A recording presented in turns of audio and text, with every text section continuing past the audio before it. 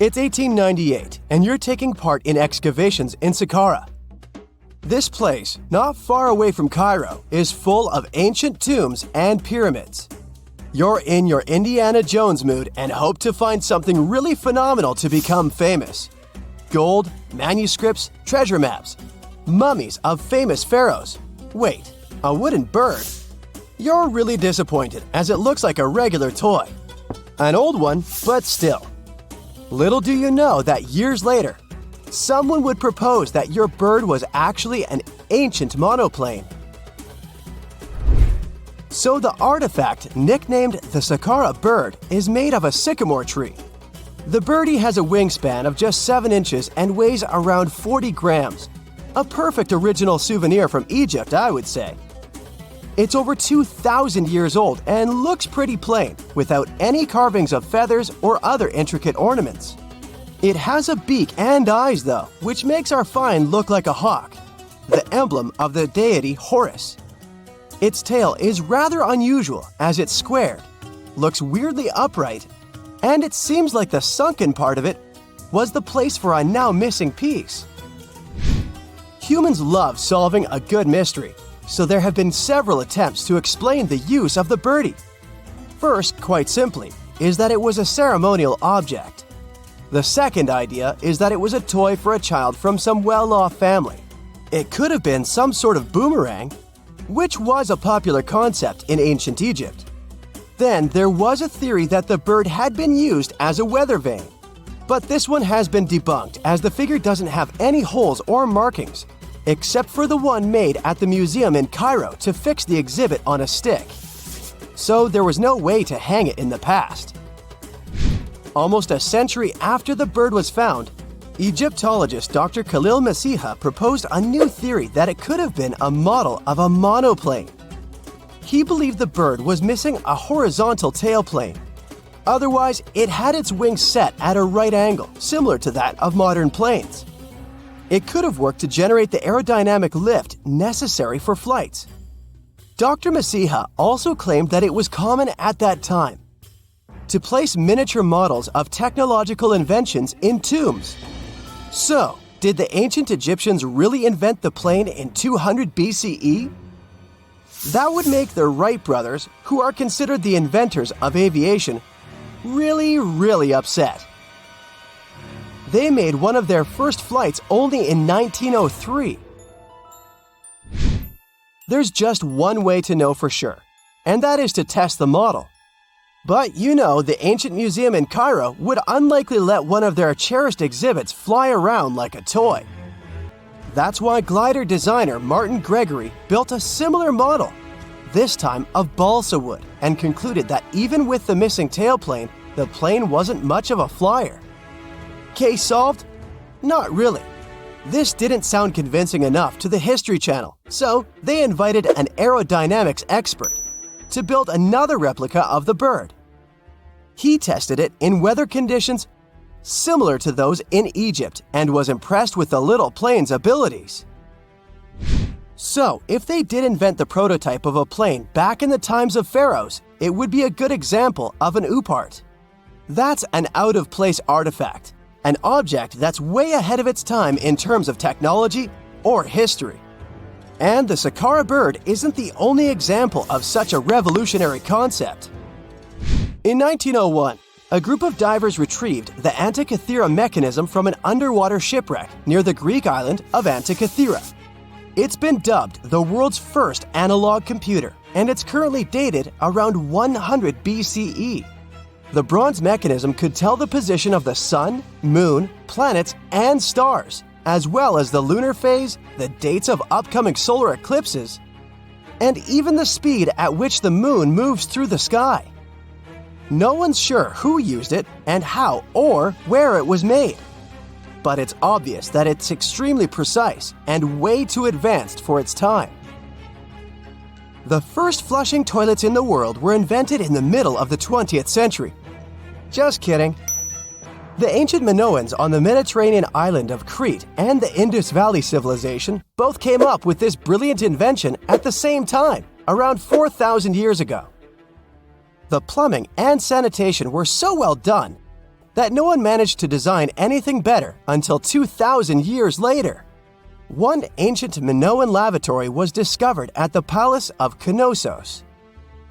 It looks like it had a wooden seat set over a tunnel that directed water from a rooftop reservoir to an underground sewer.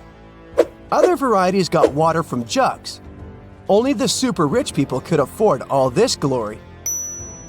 So if you wanted to shop for real estate back then, the flushing toilet would be a telltale sign you were in the rich neighborhood. Automated doors became a cool, seemingly new invention back in 1931. But the technology behind them is actually much older. Think the 1st century CE old. Mathematician and engineer Heron of Alexandria came up with a hydraulic system to open and close temple doors. To bring it into action, you need to light a fire to produce heat. There was a brass pot under the fire, half filled with water. The inventor connected the brass pot to containers that acted as weights. When the fire was burning, the water moved into the containers. They went down and pulled the ropes. It was nothing like a supermarket door that opens in front of you before you even have time to think. Heron's door took hours to open, and there was no way to stop the process. That's why they only opened the doors once a day before people entered the temple, to add some mysticism at the temple during ceremonies. Spooky. Looks like the first ever battery was invented in Baghdad around 2,000 years ago.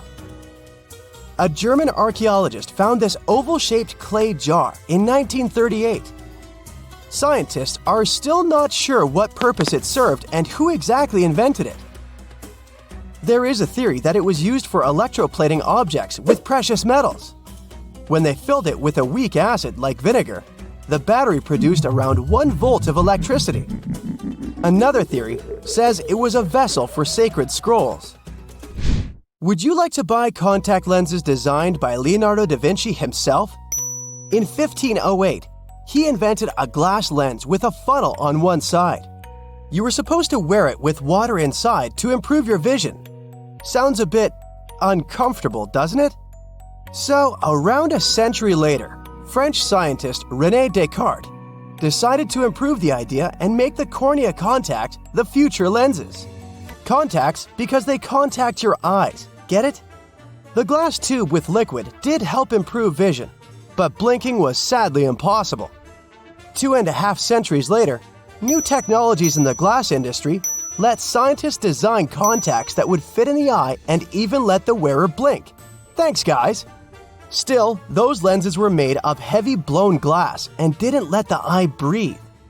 About 50 years later, contacts became plastic, lightweight, unbreakable, and scratch-resistant, but still covering the entire eye.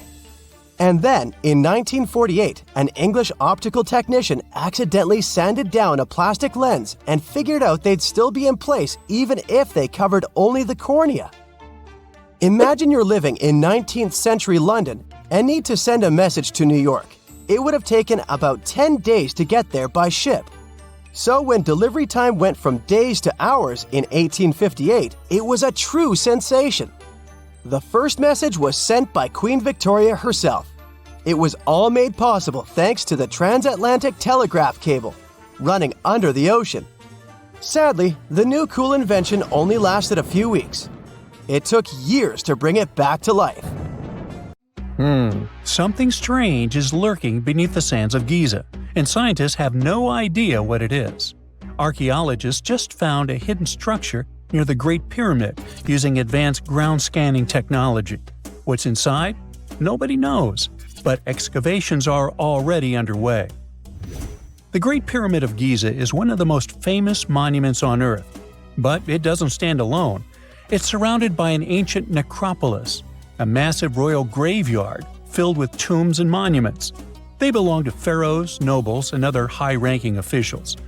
Most of these tombs are above the ground. They're called mastabas, rectangular, flat-roofed tombs built from limestone or mud brick, and they've been studied for decades. But from old movies, we know that these weren't simple graves. They have deep vertical shafts leading to underground burial chambers, where the past was sealed away for eternity. And recently, archaeologists found one curious empty space in the cemetery, a completely unexplored patch of ground. No mastabas, no visible ruins, nada. For years they ignored it, but between 2021 and 2023, they decided to investigate. They didn't dig though. Instead, they used a technology that kind of acts like X-rays for the ground. These radars let scientists see the secrets hidden there. And there was something hidden beneath the sand, something deliberately buried and forgotten. A two-part underground structure. One part was shallow and L-shaped. It's about 33 feet long and buried just 6.5 feet deep. But below that, a deeper, more mysterious anomaly, a structure completely different from anything else in the area. They called it a highly resistive anomaly, which means it's dense and solid, likely made of stone, sand, or even metal. And still, no one has a clue what's inside it. Now, it's clear that humans made the L shape. It wasn't formed by nature. And the shallower structure might have been an entrance to whatever is hidden below. But they only have some theories about what might be hidden there. It's also filled with sand and gravel. It was probably deliberately backfilled after its construction, perhaps to preserve this. Why? Well, we don't know yet. The archaeological team will need to excavate to understand what exactly this thing was and why it was built. The first guess is a lost burial chamber. Many tombs in Giza have underground burial sites, but most have clear surface markers. This one, for some reason, has nothing. But it could be one of them. The second guess is an ancient offering chapel. Egyptologists know that some chapels were built in this shape, but usually they were above ground, not buried like this. And finally, it might be something we've never seen before. If this turns out to be a new type of structure, it could rewrite what we know about the burials of pharaohs. The only way to know for sure is to dig it up. And that's exactly what's happening right now. Excavations are already underway. Archaeologists are racing against time to uncover the truth. But there's a real danger there too. Giza's fragile ancient structures need to be handled carefully. Otherwise, they could be damaged beyond repair. So all we can do is wait for the truth. Now, these tombs always held fascinating mysteries. Unfortunately, we'll never learn tons of these mysteries because of some relentless tomb robbers. Egyptian tombs were built to guard the bodies for eternity. But that absolutely didn't stop people from breaking in and stealing everything valuable inside. They've been bothering these ancient sites for thousands of years, starting way back in Pharaoh's times. Many of the most famous tombs, including those in Giza, Saqqara, and the Valley of the Kings, were looted. It was a common practice in ancient Egypt. And they were serious about this whole thing. They dug secret tunnels to bypass traps and walls, bribed or threatened tomb workers to get inside knowledge, cracked open sarcophagi to grab gold, jewelry, and artifacts. And by the time modern archaeologists got to most of these tombs, they had already been picked clean. The reigning pharaohs got tired of this infuriating nonsense. The Valley of the Kings, the famous burial ground of Egyptian royalty, was supposed to be the ultimate safe zone. Tombs were built deep underground, hidden in the desert. Passages were sealed with giant stone blocks. False doors and traps were added to confuse thieves. Even curses were written on the walls, warnings of horrible endings for anyone who dared to disturb the tomb, which is exactly where we got all those horror stories about mummies from. Spoiler alert, none of it worked.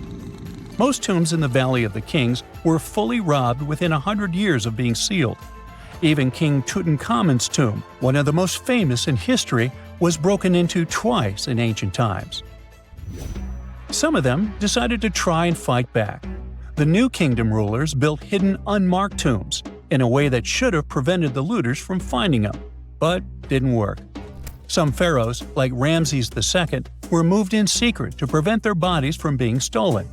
Nope, didn't matter. The grave robbers always won. That's because tomb raiders weren't just random thieves. They were skilled, organized, and well-connected. They knew exactly where to look. Many were the ones who had built these sites in the first place, and they knew where the entrances were. If they couldn't smash through the doors, they'd dig through the walls, floors, and even ceilings to break inside. They also worked fast, often within a few years after the tombs were sealed, before anyone forgot where the valuable stuff was. The Khufu's pyramid, the one that's next to this newly discovered structure, was looted long before modern times. The one thing left inside when explorers got there? An empty granite box where the sarcophagus used to be. Unfortunately, it's not just about gold. History itself gets stolen during these raids.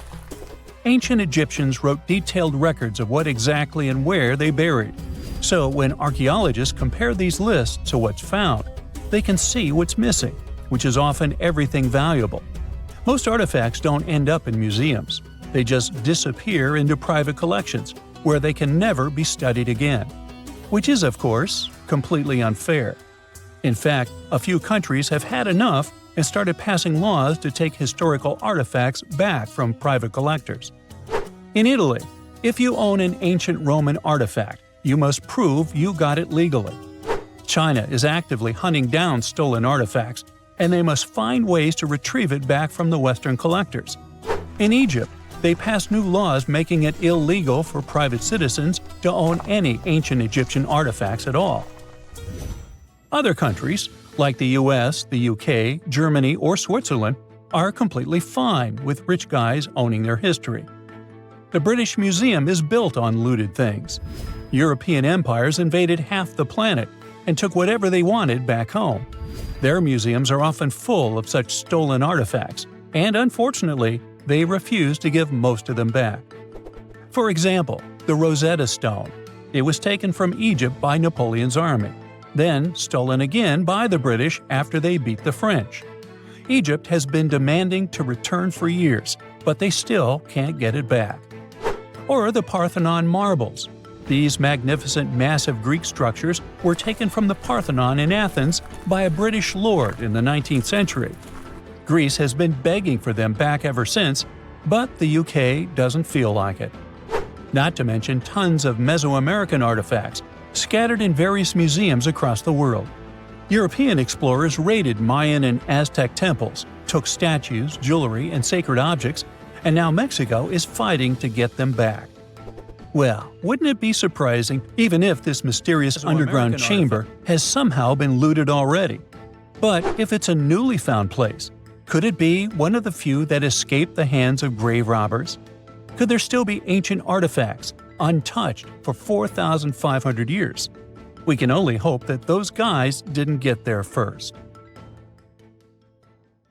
Imagine you have a large object, like a pyramid, a mountain, or even an ancient statue, and you want to see what's inside without damaging it. First, detectors are positioned around the object or in the area you want to examine. These detectors are sensitive to muons and can track their paths. When such a particle passes through a detector, it leaves a trace, like footprints in the sand. By collecting data from multiple detectors, scientists can reconstruct the paths. Here's where things get really cool. The Earth's atmosphere acts like a natural filter for muons. It turns out that the more massive an object is, the more particles it will block. So, if you have a large, dense object like a mountain, fewer muons will pass through it compared to a smaller, less dense object, like an empty box. This difference in the number of particles that reach the detectors can give us clues about what's inside the objects. Scientists use computer algorithms and mathematical techniques to analyze the data and create images. These images represent the density distribution of the object being studied. It's like creating a map that shows where the densest areas are and where there's gaps inside the object. The concept of muography is similar to using shadows to understand the shape and size of an object. Imagine you're standing in front of a bright light and you place your hand between the light source and a wall. You'll see a shadow of your hand on the wall. Based on the shape and size of the shadow, you can get an idea of what your hand looks like, even though you can't see it directly. This technique has been used to study various objects and structures. For example, scientists have used it to explore the inside of volcanoes and pyramids, and even to investigate the structure of mountains and the Earth's crust. With the help of this amazing technique, scientists have now uncovered new information about the Great Pyramid of Giza. They discovered something that had eluded tomb raiders for centuries. They found a hidden chamber. And guess what they named it? The Big Void. Yeah, I know, not the most creative name. They even used 3 different muon detection techniques just to be super sure that it was indeed a big, mysterious void inside the grandest pyramid of them all. Once news got out about this mind-boggling discovery, Egyptian authorities couldn't resist the temptation to explore further. So, they brought in an endoscope camera to confirm the existence of this epic void. So, they inserted a camera through one of the openings underneath the entrance, and voila! It revealed a corridor. More so, the corridor had a chevron ceiling. I can't help but imagine the ancient Egyptians using it as a cool dance floor. Another team of scientists decided to take another shot at scanning this newfound void. According to them, the Great Pyramid of Giza is a pioneer in the pyramid game. It used a technique called chevron to cover internal structures and keep them from collapsing. Now, why did the ancient Egyptians build this corridor and the grand void it leads to? One theory suggests that the corridor was built to relieve pressure inside the pyramid. Another theory says that the void could be a result of the pyramid's construction process. It could have been an internal ramp used to move roof blocks into position, and then it was left there or filled loosely with rubble. According to other enthusiastic explorers, there might be another burial chamber waiting to be discovered. They believe that the pyramids were built with a dash of randomness in the construction process. As the builders worked their magic, they realized that some chambers wouldn't be able to handle the weight of a majestic sarcophagus. So they made adjustments on the fly, creating new plans as they went along. 2 centuries ago, a 31-year-old Frenchman stormed into his brother's office in Paris. He had only one thing to share. "I've got it!" The man was so excited that he immediately collapsed. He spent the next 5 days in bed recovering his health. Who was this mysterious person, and why was he so thrilled?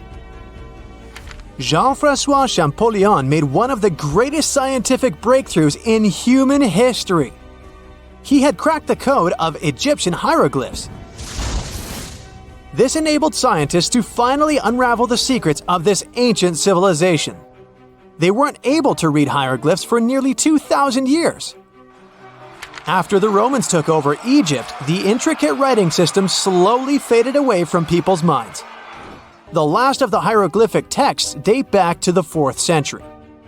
For thousands of years, Egyptians used images to show their lives.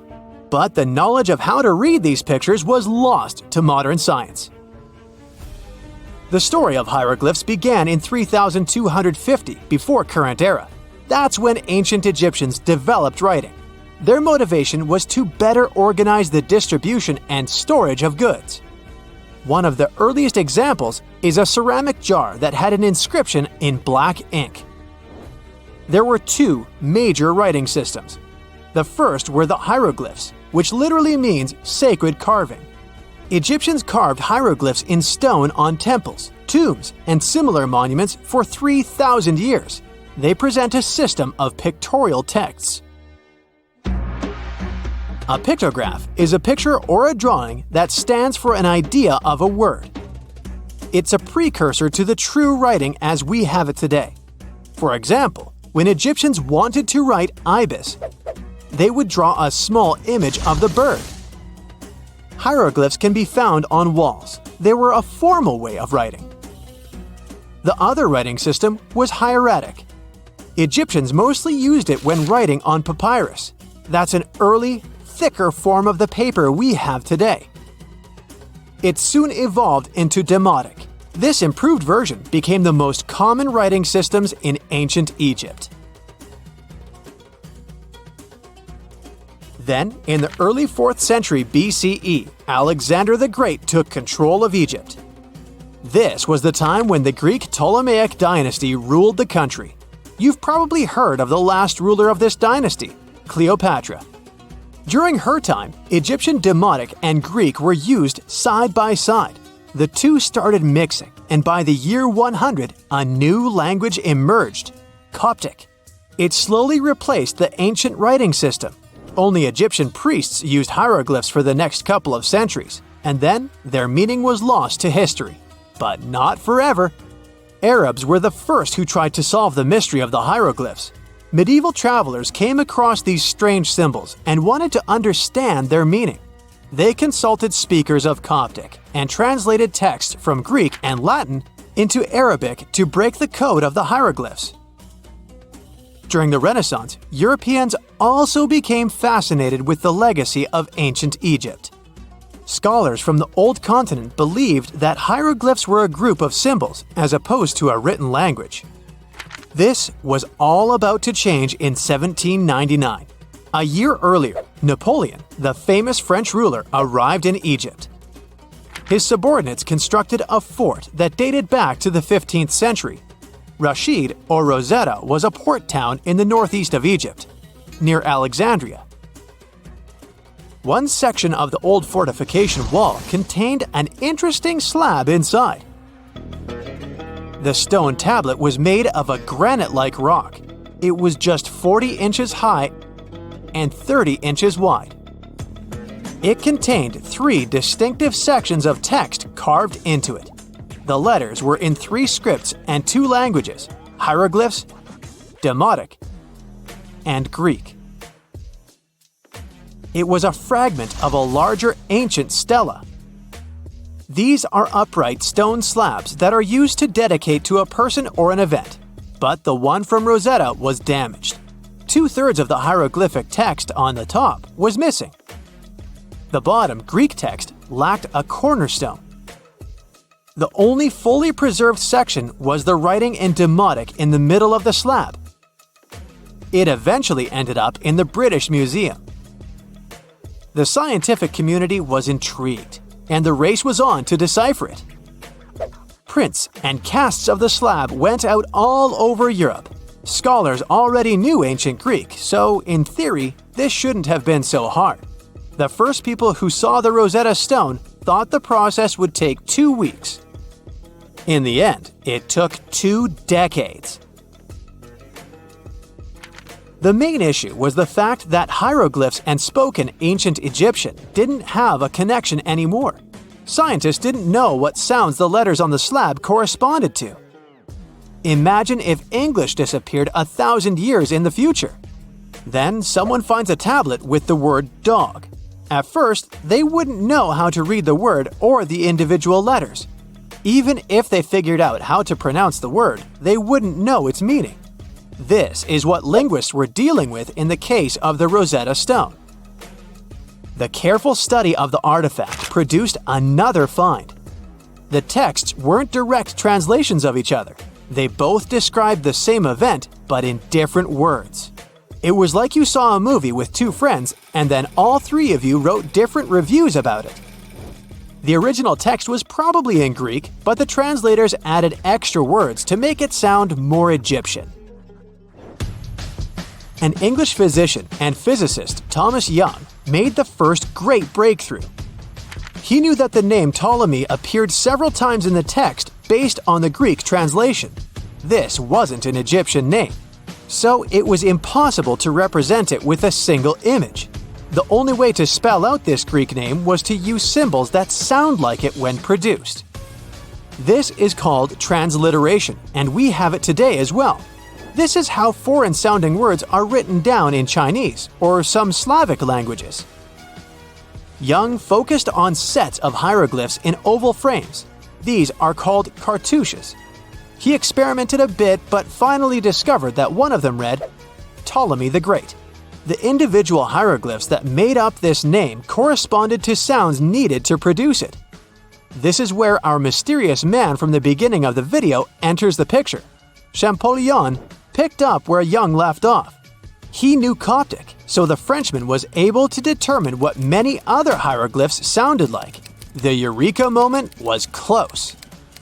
It came while he was studying a cartouche from a site dedicated to Ramses II. It had 4 symbols. The last 2 were the same. He determined this was the sound S. The first symbol was the sun. This is Ra or Re in Coptic. So the cartouche read Ra something SS. Can you already guess the name? Of course, it's Ramses. This breakthrough finally cracked the code. Ancient Egyptian wasn't a mishmash of cool-looking images. It was a phonetic language that Jean-François Champollion discovered in September of 1822. The stone slab is today known as the Decree of Memphis. The Egyptian Council issued it in this city in the year 196 before current era. In it, they expressed their loyalty to the pharaoh. They erected identical stelae in temples all across Egypt. The Rosetta Stone was just one copy of them, but its content is less important than the fact that Champollion's translation gave these ancient peoples their voice again. During the 1800s, European scholars didn't think that the Egyptian civilization was much older than classical Greek or Roman. Now that scientists could read hieroglyphs, a whole new chapter of human history opened. One of the most famous finds in the history of archaeology happened in 1922. That's when the British archaeologist Howard Carter discovered the tomb of Pharaoh Tutankhamun in Egypt's Valley of the Kings. The whole world admired King Tut's golden mask. But without Champollion's pioneering work, it would be impossible to know who its owner was. The young pharaoh's cartouche is phonetic. For instance, you pronounce the pictograph of a chick as the vowel U. The symbol for the key of life is an ankh, and there is a shepherd's crook in the end. It symbolizes the word ruler.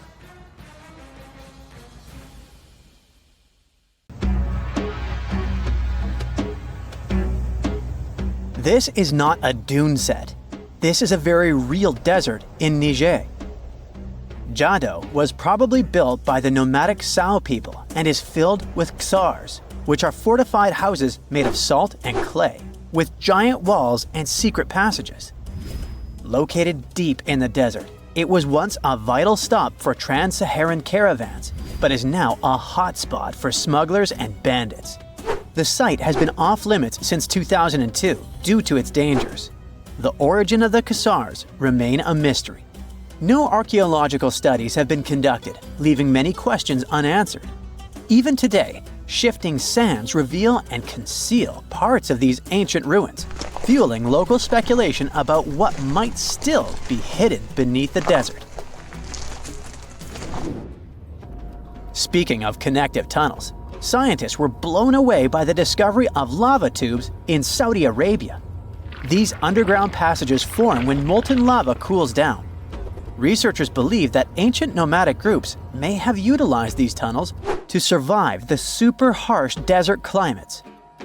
While excavating the tunnels, archaeologists uncovered artifacts, rock art, and skeletal remains. The art and animal bones show that the people who used the tunnels were probably sheep and goat herders. They're still piecing together whether these groups lived in the tunnels for extended periods or just used them as temporary shelters. The Great Pyramid of Giza has been standing for thousands of years, but it's still hiding secrets. Using special scanning technology, scientists found 2 hidden structures under an ancient burial ground. The first is a shallow L-shaped structure, and below it is a much larger space that could be a final resting place or a chamber. The smaller structure was filled with sand on purpose, while the deeper one might be an empty chamber. Experts believe the 2 are connected, possibly as an entrance leading to a secret chamber. This is big news because it might give us some more insight into who built the pyramids and why. The world is full of ancient writing, but some messages refuse to give up their secrets, like the mystery of the Bash Plemi tablet. This unusual stone, pulled from a lake in Georgia, is covered in symbols no one can read.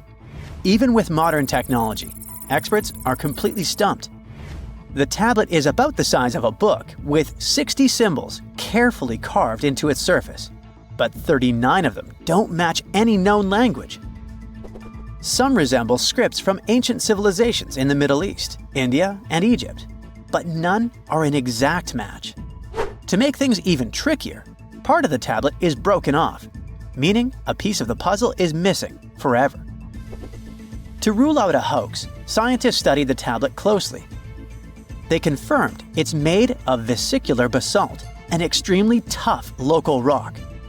Whoever carved these symbols must have been really skilled. Based on similar archaeological finds, experts believe the tablet could date back thousands of years, possibly to the late Bronze or early Iron Age. Some symbols repeat, which could mean they're numbers. Maybe it's an inventory list, a record of battles, or even an offering to the deities. Until someone cracks the code, the Bashplemi tablet remains an unsolved mystery from the depths of history.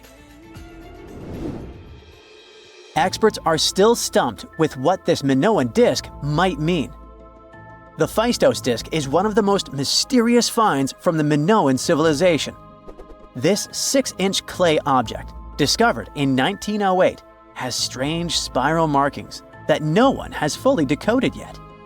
The disk has 241 symbols on both sides, showing everything from people and animals to tools and plants. Experts have come up with many theories about what the symbols mean. Some think it's an early form of Greek. Others suggest it's a prayer or a hymn. And some even believe it could be a letter from a king in Anatolia to a Greek ruler. Let's see who will be the first to figure this out. It's always a fun day at an archaeologist's office when they find something as big as a 2,000-year-old marble head. A French archaeologist mission went digging inside an old medieval house near Alexandria in Egypt and found a statue's head depicting an old, possibly ill man. This statue dates from the last Egyptian dynasty before it became part of the Roman Empire, and the site where it was found is associated with the likes of Cleopatra and Mark Antony. For archaeologists, even the smallest finds at this site means a lot. You've heard of Lucy, right? The Australopithecus that was an early ancestor for us humans. Well, scientists found some of her species' footprints somewhere in Tanzania. The so-called Laetoli footprints are over 3 million years old. The trail stretched 88 feet and has about 70 footprints, left behind when a bunch of early humans walked across some wet volcanic ash. What's cool is that these early humans were already walking on 2 feet, like us, not all hunched over like apes. The close spacing of the prints shows they probably had short legs and a shorter stride than we do today. In an ancient Egyptian temple, archaeologists uncovered a shrine unlike any other. A place dedicated to falcons and 2 mysterious deities. One deity had a falcon's head, while the other wore a crown with a sun disk and cow horns. But the most baffling discovery was an inscription that read, "It is improper to boil a head in here." At the heart of the shrine, there are 15 headless falcons carefully arranged on a pedestal, likely as offerings to the falcon-headed deity. One theory suggests the birds were boiled first, perhaps to pluck their feathers, before being placed in the shrine, following the strange rule carved into stone. Archaeologists also found a 13-inch iron harpoon nearby. Its true purpose remains unknown, although the shrine also held remains of fish, mammals, and bird eggs, suggesting that the rituals may have included feasting. And speaking of ancient Egypt, meet Hathor. Scientists named her after the ancient Egyptian deity of motherhood, music, and singing. This wooden statue, housed at the Metropolitan Museum of Art, was thought to be just a beautiful artifact, until a surprising secret was uncovered. Using an X-ray machine, experts found a mechanical operating system inside it, with pulleys and axles connecting her shoulder to her left leg. When activated, the system made her hand raise and lower, an engineering marvel from over 3,000 years ago. The statue was created during Egypt's Middle Kingdom, around 1800 BCE, and is often compared to 19th century automata due to its advanced design. It's believed the statue was used in religious ceremonies, symbolizing Hathor's role in dance and music. An unexpected discovery happened in northern Kuwait, where a Kuwaiti-Polish team uncovered a mysterious 7,500-year-old statue. The statue features an elongated skull, no mouth, narrow eyes, and a flattened nose. This feature is thought to be an Ophidian figurine, named after the Greek word for snake, and it was likely made by the Ubaid culture, a civilization known for their pottery skills. While no one knows exactly what role this weird statue played, it might have been linked to rituals or symbolic practices. Some scientists think these figurines, found in homes or final resting places, were tied to important cultural beliefs. We couldn't mention unresolved mysteries of this world without speaking about these elongated skulls. In the deserts of Peru, researchers uncovered 5 ancient skeletons, 2 with unnaturally elongated skulls. While head shaping was common in many cultures, these skulls defy explanation. Local legends tell tales of the so-called gentiles, a mysterious race banished underground by the powerful deities. Some say this is what the skulls represent. Others think this is some type of genetic anomaly, which was confirmed after finding an infant skull, too large to be artificially shaped. You have heard about Nikola Tesla. You have definitely heard about the Great Pyramids in Egypt. But what if I told you that Tesla may have probably uncovered the ancient mystery surrounding the pyramids? Wait, what? Is this a crossover episode? Nope. It's highly probable that the secrets of the pyramids are hidden in plain sight. But first, let's recap what we know about the pyramids. What's so mysterious about them? I mean, they are just old quirky buildings, aren't they? One of the biggest questions is how they were built. Some people think that the pyramids were created by people using only their hands and muscles. But others think that there might have been some kind of crazy energy source that we don't know about yet. Like, what if aliens helped out or something? Just kidding. But this idea of some unknown energy source being used to build the pyramids has been around for ages. Even in old texts, like the pyramid texts, it talks about how the gods gave us something to build a great power. So maybe there was something really powerful and mysterious going on back then? Who knows? Back in the early 1900s, he got obsessed with the Great Pyramids of Egypt. He read numerous books about these ancient structures and was blown away by how much energy they seemed to have. At that time, not many people knew much about electricity, and Tesla started to wonder if there was some kind of advanced tech hidden in the pyramids. He had an idea that the power of the pyramids had to do with electromagnetism, and he put a lot of time and effort into trying to figure out the mystery. Tesla had some pretty unusual theories about the Great Pyramids. He thought that they could actually store and move electricity, which could then be used to power up the areas around them. He also had this theory that the pyramids were built using some kind of crystal energy. He believed that the chambers inside the pyramids could have these super powerful crystals that could control the electromagnetic fields. But that's not all. Tesla also had this idea that the materials used to make the pyramids had properties that allowed them to trap energy from the sun and the moon. And not just a little bit of energy. He thought that the pyramid could actually create this massive energy field that could light up whole cities or even brighten up dark places. He thought that the pyramids could be used as giant power plants to generate electricity and run machines. Tesla even believed that the pyramids were somehow linked to cosmic energy, which could be used for spiritual enlightenment and healing. How very new age of him. Anyway, Tesla wasn't just pulling these ideas out of thin air. He was seriously into studying everything he could about the pyramids, from ancient artifacts and texts to hieroglyphs and drawings.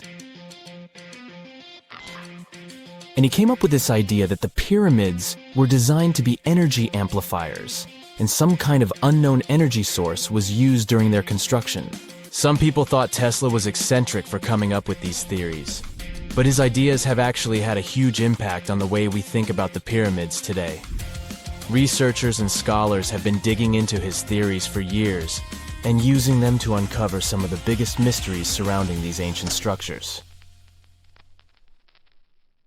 For example, recently scientists have used theoretical physics to investigate how the Great Pyramid of Egypt would react to certain radio waves. They found out that if the radio waves were a certain length, the pyramid could concentrate the energy inside its rooms and focus it under its base.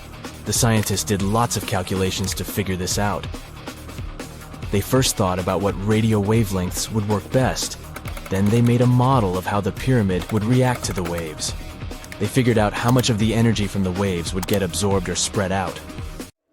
Lastly, they checked how the energy would move around inside the pyramid when the waves hit it. To help explain all of this, the scientists used something called multipole analysis. This is when you take a complicated object and break it down into simpler parts. Then you can see how each part interacts with the energy that's coming in. It's like taking apart a puzzle to see how each piece fits together. The researchers are interested in how all of this can be used in the future. They want to make really tiny particles that can do the same thing as the pyramid, but with light. By changing the size, shape, and the material of these particles, they can control how the light moves around them. This can be really useful for things like making tiny sensors or super efficient solar cells. The scientists had to make some guesses when they were doing their research. They assumed that there weren't any hidden spaces inside the pyramid, and that the material used to build it was all the same. But even with these guesses, they still made some pretty impressive discoveries. But the pyramid study is not the only proof that Tesla was ahead of his time. There are more Tesla's projects that seemed unrealistic at the time, but that scientists and enthusiasts reevaluate and try to implement today. Let's talk about Tesla's most ambitious project, the Wardenclyffe Transmission Tower. Back in 1900, Tesla was already a big shot when it came to electrical engineering in America. People were blown away by his amazing inventions and the fact that he managed to outdo Thomas Edison in the battle of currents. However, Tesla wasn't content to rest on his laurels. He decided to embark on his most ambitious project yet, the transmission tower at Wardenclyffe. It was built between 1901 and 1905, and it was based on one of Tesla's breakthrough ideas. He had a vision to make the impossible possible by creating a global wireless communication system. It would use Earth itself as a conductor, transmitting music, news, stock market reports, secured military communications, and even facsimile images. Does it sound familiar? Right, it sounds just like the internet that we use today, only without the use of any wires. But Tesla had a much bigger dream in mind: to transmit power wirelessly. He already proved that high-frequency signals could be sent without any wires using his Tesla coil transformers, and this sparked his obsession with wireless energy transmission. His vision was to not only transform the way we communicate, but also to find a way to transfer power currents globally by tapping into the Earth's natural energy. Tesla believed that there was an abundance of free energy all around us that could be used for humanity's benefit. In 1899, he conducted some top-secret experiments and got convinced that it was possible to transmit electrical power through the Earth's upper atmosphere. This is actually how the Wardenclyffe Tower was created. It was supposed to be the prototype station for a network of towers all over the globe that would provide the whole world with wireless energy. Unfortunately, Tesla didn't have the resources or the patience of his investors to bring this project to fruition.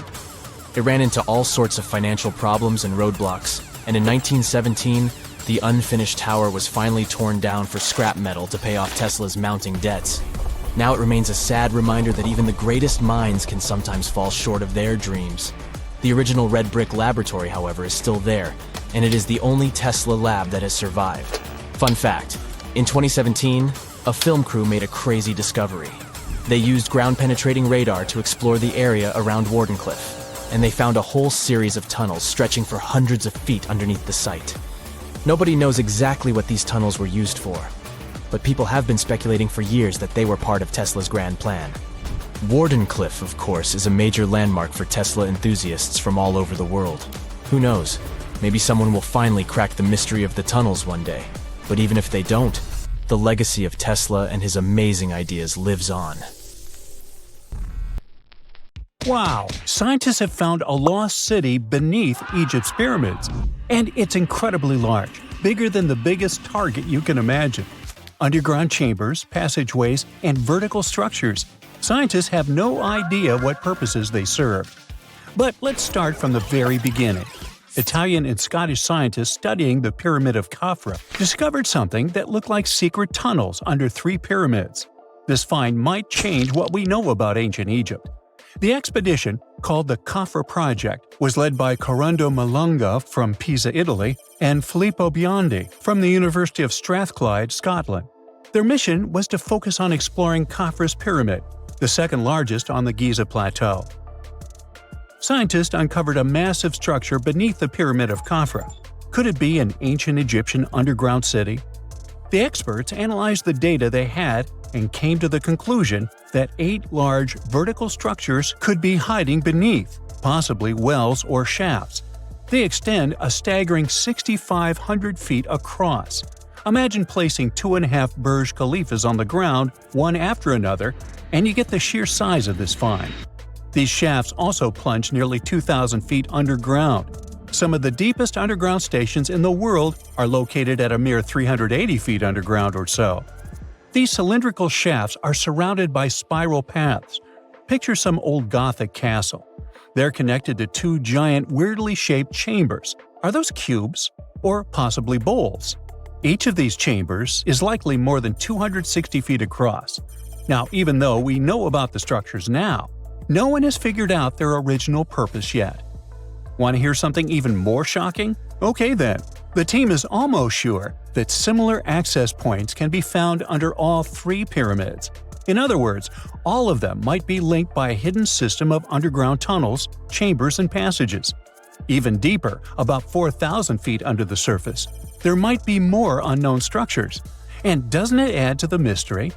But the coolest news is that, according to some team members, these hidden structures near Giza pyramids could align with the legendary Halls of Amenti. In ancient Egyptian mythology, it's a place where people are believed to arrive when they're close to the end of their days. There, they are said to take a 3-day-long trial, facing their biggest fears. Now, how did scientists even discover these hidden spaces? To uncover them, researchers used 2 satellites positioned 420 miles above Earth.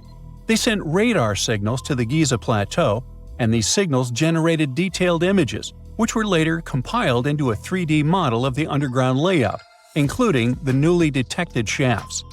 Then, using synthetic aperture radar or SAR technology, which is a type of radar that can penetrate through stone, the team also spotted 5 small room-like structures hidden deep within the pyramid. One of these chambers contained a sarcophagus, which was once thought to be the tomb of Pharaoh Khafra. But now, scientists believe this was a mistake. The true burial site is likely to be elsewhere. In any case, these 5 hidden rooms were completely unknown before the scans. They seem to be arranged in the center of the pyramid and are linked to underground pathways leading somewhere below the structure. There's an opinion that these tunnels could lead to more hidden chambers and wells. Some of them might be around 4,500 years old. Wow! What if they help us solve ancient civilization mysteries? Preliminary data suggests that all this underground space can be much more than a few empty chambers. There might be many more hidden structures near the Giza pyramids. How come? Well, the thing is, the structure appears to include hollowed-out sections with spiral pathways leading even deeper underground. Refining the images hinting at this could reveal an extensive subterranean network. It might be a whole city hidden under the surface. Now, despite the excitement surrounding these findings, there are also a lot of people who don't believe in the existence of the underground city. They're skeptical about the archaeological discovery in Egypt due to the lack of peer-reviewed verification. That's why several archaeologists and radar experts have challenged the validity of the claims. They've explained that the technology used to make the discovery may not be advanced enough to produce such detailed underground imagery. According to them, the 5 smaller chambers found near the surface could be natural formations, since the area had had sacred significance long before the construction of the pyramids. Some experts have even dismissed the use of radar methods in this context altogether. They call these methods scientifically unproven and question their accuracy. The discovery has also reignited discussions about ancient Egyptian myths and the possibility of hidden texts lying somewhere beneath the Giza pyramids. The layout of the newly detected underground chambers shares similarities with mythological accounts of the Hall of Records, a rumored chamber that could preserve early Egyptian wisdom. If confirmed, these findings could significantly reshape the understanding of Egypt's sacred topography. Plus, this lost city beneath Egypt's pyramid could become physical evidence of previously unknown underground structures. That's why the Khafra project is super eager to begin excavating to confirm their findings. But getting approval from Egyptian authorities is a challenging process. The discoveries still need to undergo peer review before they are accepted by the academic community.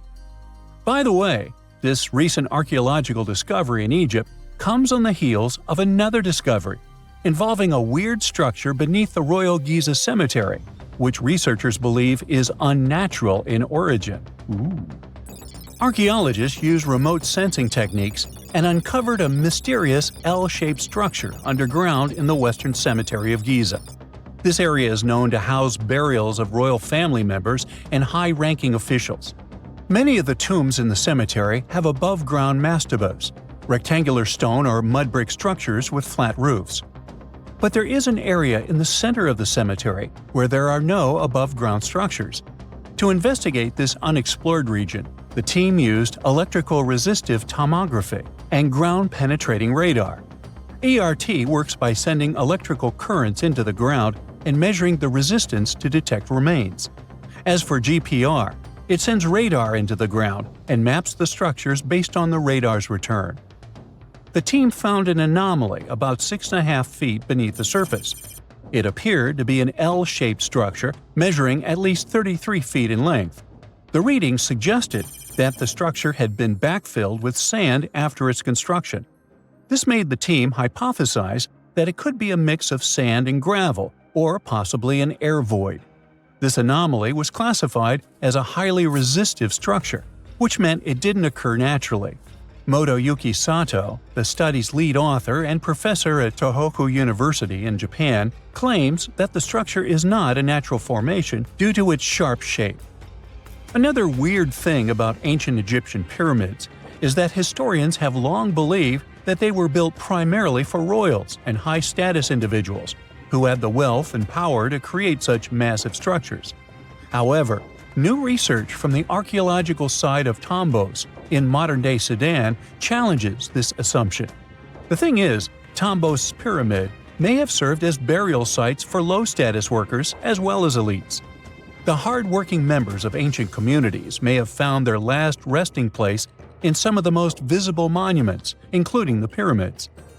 Located along the Nile River in the ancient region of Nubia, Tombos became part of Egypt after its conquest of the area around 1400 BCE. That's when Egypt established the site to strengthen its colonial control. Workers at Tombos built pyramids, but those were much more modest than the famous pyramids of Giza. The research team reanalyzed 110 human skeletons from Tombos, originally studied in 2012. In particular, they examined the entheses, the areas where tendons and ligaments attach to bones. Such an analysis can give us insights into the amount of physical labor a person performed. When someone does hard labor, their bones often develop distinct crests and ridges at these attachment points due to the stress on the tendons and ligaments.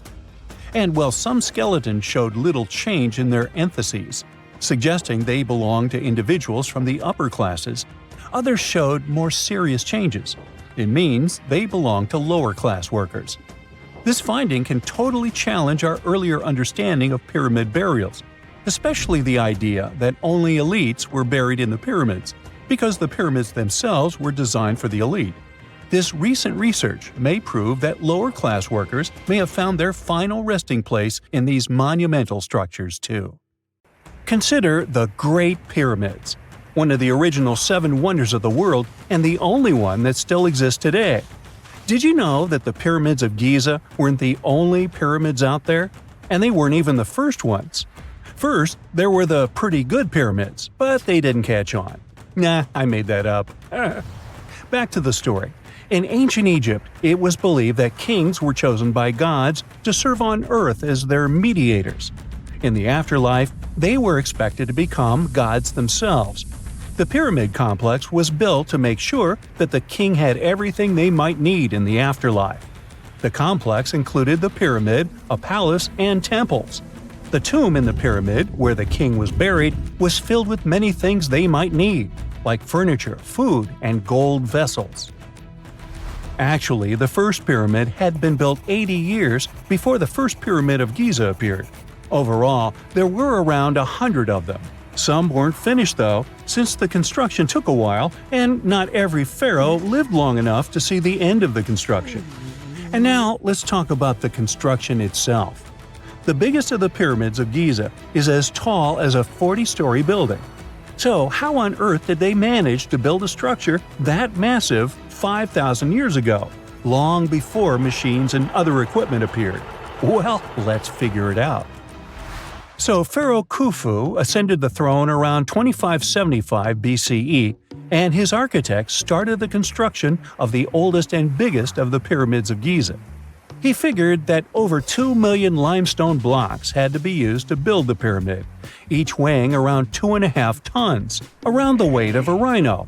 The architect wanted to finish the construction in 20 years. To make it possible, a stone had to be carried and pushed into place every 4 minutes, 24 hours a day, 7 days a week, and 365 days a year, except leap year. So obviously, a lot of workers were needed to make it happen. Many believe that it was enslaved people who worked at the pyramid's construction site, but that's not true. Workers came from all over Egypt to contribute to the project. All in all, around 25,000 of them. The Egyptians were doing all kinds of work, starting with manual labor and crafting tools to administrative work. They all worked around 10 hours a day. They were housed and well fed, and they were overall living a more comfortable life than an average Egyptian could afford at that time. Supposedly, the builders lived in a nearby temporary city and were a highly organized community with a strong leader. The pyramids seemed to be designed to align with the points on a compass, and their sides symbolized the rays of the sun. But back at that time, there were no compasses. Ancient Egyptians figured out the directions themselves and with amazing precision. To align the pyramids, they used 2 constellations. The construction site was arranged on the west bank of the Nile River. This also had a symbolic meaning. Just like the sun sets in the west, life sets in the west as well. The second pyramid of Giza was for Khufu's son, Pharaoh Khafre. It's a bit smaller, but this one has the famous noseless statue of the Sphinx. Of course, originally it had a nose. I would tell you what happened to it, but it's still a mystery, and no one knows for sure. Sphinxes have the body of a lion and the head of a human. They were considered guardians of important areas. This famous Sphinx, also pronounced Sphinx, has the head of Pharaoh Khafre and is guarding his pyramid, facing the sunrise. The Sphinx is one of the biggest and oldest statues in the world. Originally, it not only had a nose, but was also painted. Scientists have discovered traces of the red color of its face. So, most likely, the Sphinx was painted red. There are also remains of yellow and blue color on its body. The statue definitely wasn't boring. Till around 1800, the Sphinx was buried up to its shoulders until an adventurer with a team of 160 men dug it out. But let's get back to the construction. The workers, of course, needed stone blocks. There were 2 main places where people could get these stones. One source was close to the construction site, but that fossil-lined yellow stone was only suitable for the pyramid's interior. The limestone blocks for the exterior were hauled from 8 miles away on 30-foot-long sleds. Apparently, it wasn't too hard to pull them. The sand mixed with the right amount of water was pretty slick, and 10 people could move a sled even with a rock weighing so much. Surprisingly, cutting off a block of limestone wasn't the biggest problem. When in the ground, it was soft and could be split relatively easy. But after getting exposed to the air, limestone hardens. So the most difficult part was to shape the blocks. That step was crucial because the smallest inaccuracies could lead to the whole pyramid collapsing. So, okay, those limestones were mined, carried on a sled, shaped, and then what? How could they be put into place? Well, this is still a mystery. Archaeologists have discovered the remains of a ramp system that dates back around the time the pyramids were being built. So historians have come to the consensus that, most likely, the Egyptians designed a unique ramp system to move and pull huge stone blocks. The most common opinion is that there were several ramps around the pyramid. There probably was a central ramp with 2 staircases on each side of it built over the pyramid stones. The ramp was growing as the pyramid was getting higher. People might have been walking up the stairs, pulling up stones on wooden sleds. But this is just one of the options. Other experts say that the ramps were around the pyramid, and some say that the ramps were inside the pyramid. Maybe we will never know for sure, and it'll forever remain a mystery. The exterior limestone of the pyramid was polished with sand and stone until it gleamed. On top, there was a gold and silver capstone, which glimmered over Egypt like a second sun. So that's how it was 5,000 years ago. Now, about the interior. Surprisingly, there's not much inside the pyramid. Most of it is just solid stone with very little open space. But let's take a quick look inside. From the entrance, there are 2 stairways, one going down and the other going up. They take us to the chambers. There are 3 of them inside. Now, why is that? Apparently, throughout the whole construction, a burial chamber had to be prepared at all times, just in case a pharaoh kicked the bucket before the construction ended. So, separate chambers were built one after another as the construction progressed. The last of them was the main one. It's called the King's Chamber. It's the one where Khufu was resting. It's the biggest room at the very heart of the pyramid, and there's a big passageway leading to it. It was likely used as a kind of elevator to move granite up to build the interior. Granite was also used to make 5 stories of support beams to ensure that the pyramid didn't collapse. And we can see that it worked since it's been standing for centuries. Unfortunately, none of these chambers have hieroglyphs on the walls. If you want to see the writings, you should go to the decorated tombs near the pyramids. Those pieces of art are depiction of ancient Egypt's culture and daily life. The texts allow researchers to study their language and grammar. The treasures that once were in the pyramids have been taken by people. There are also many secret tunnels and passages inside the pyramids, but even today, no one knows the whole plan of the interior. Scientists have been sending little robots with cameras inside for many years, but there's still a lot we don't know about the pyramids. Now they're trying to use an X-ray to scan the pyramids from the outside without going inside. So yeah, ancient Egyptians did create a mystery no one has been able to crack for 5,000 years already. Egyptologists have been digging around every inch of the Great Pyramid for ages. Yet somehow, they overlooked this stunning pink granite bathtub buried a few miles next to it. And here's the deal. This mysterious oval tube lying next to the Khufu pyramid for years may provide evidence that the Egyptians built the pyramids not only for monumental purposes, but also to generate electricity, experimenting with it long before Alessandro Volta and Thomas Edison. The Giza Plateau is famous for its 3 pyramids, Khufu, Khafre, and Menkaure.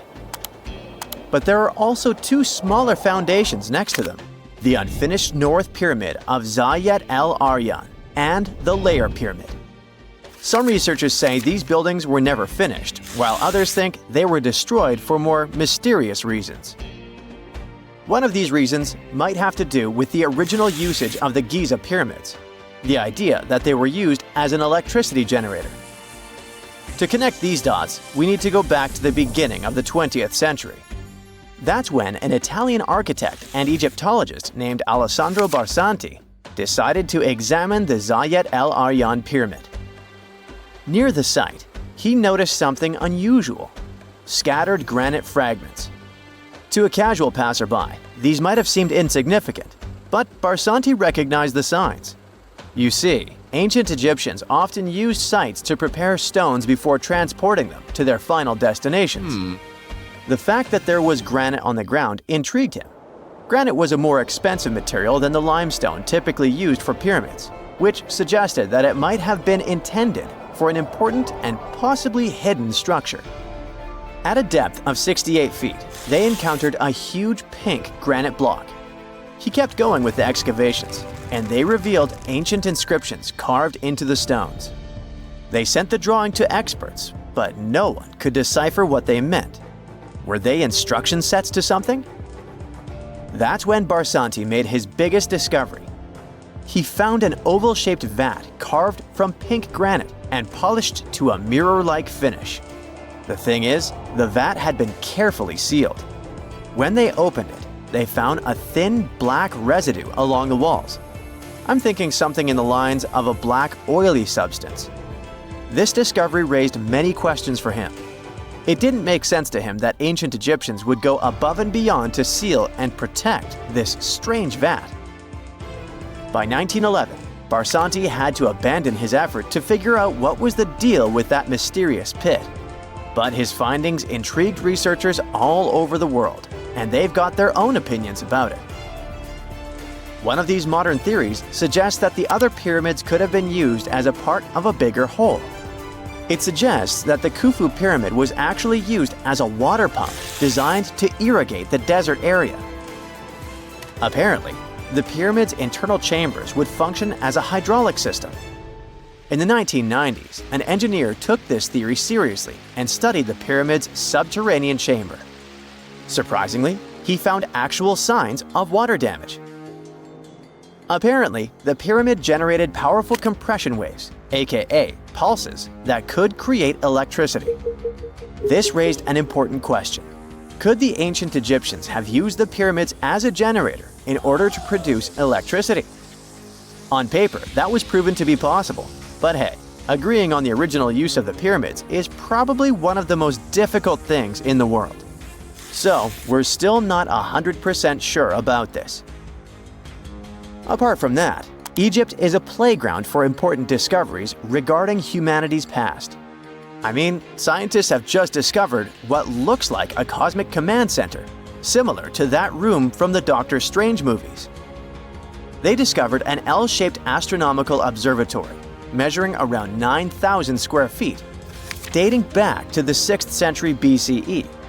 Definitely the first and largest of its kind from that era.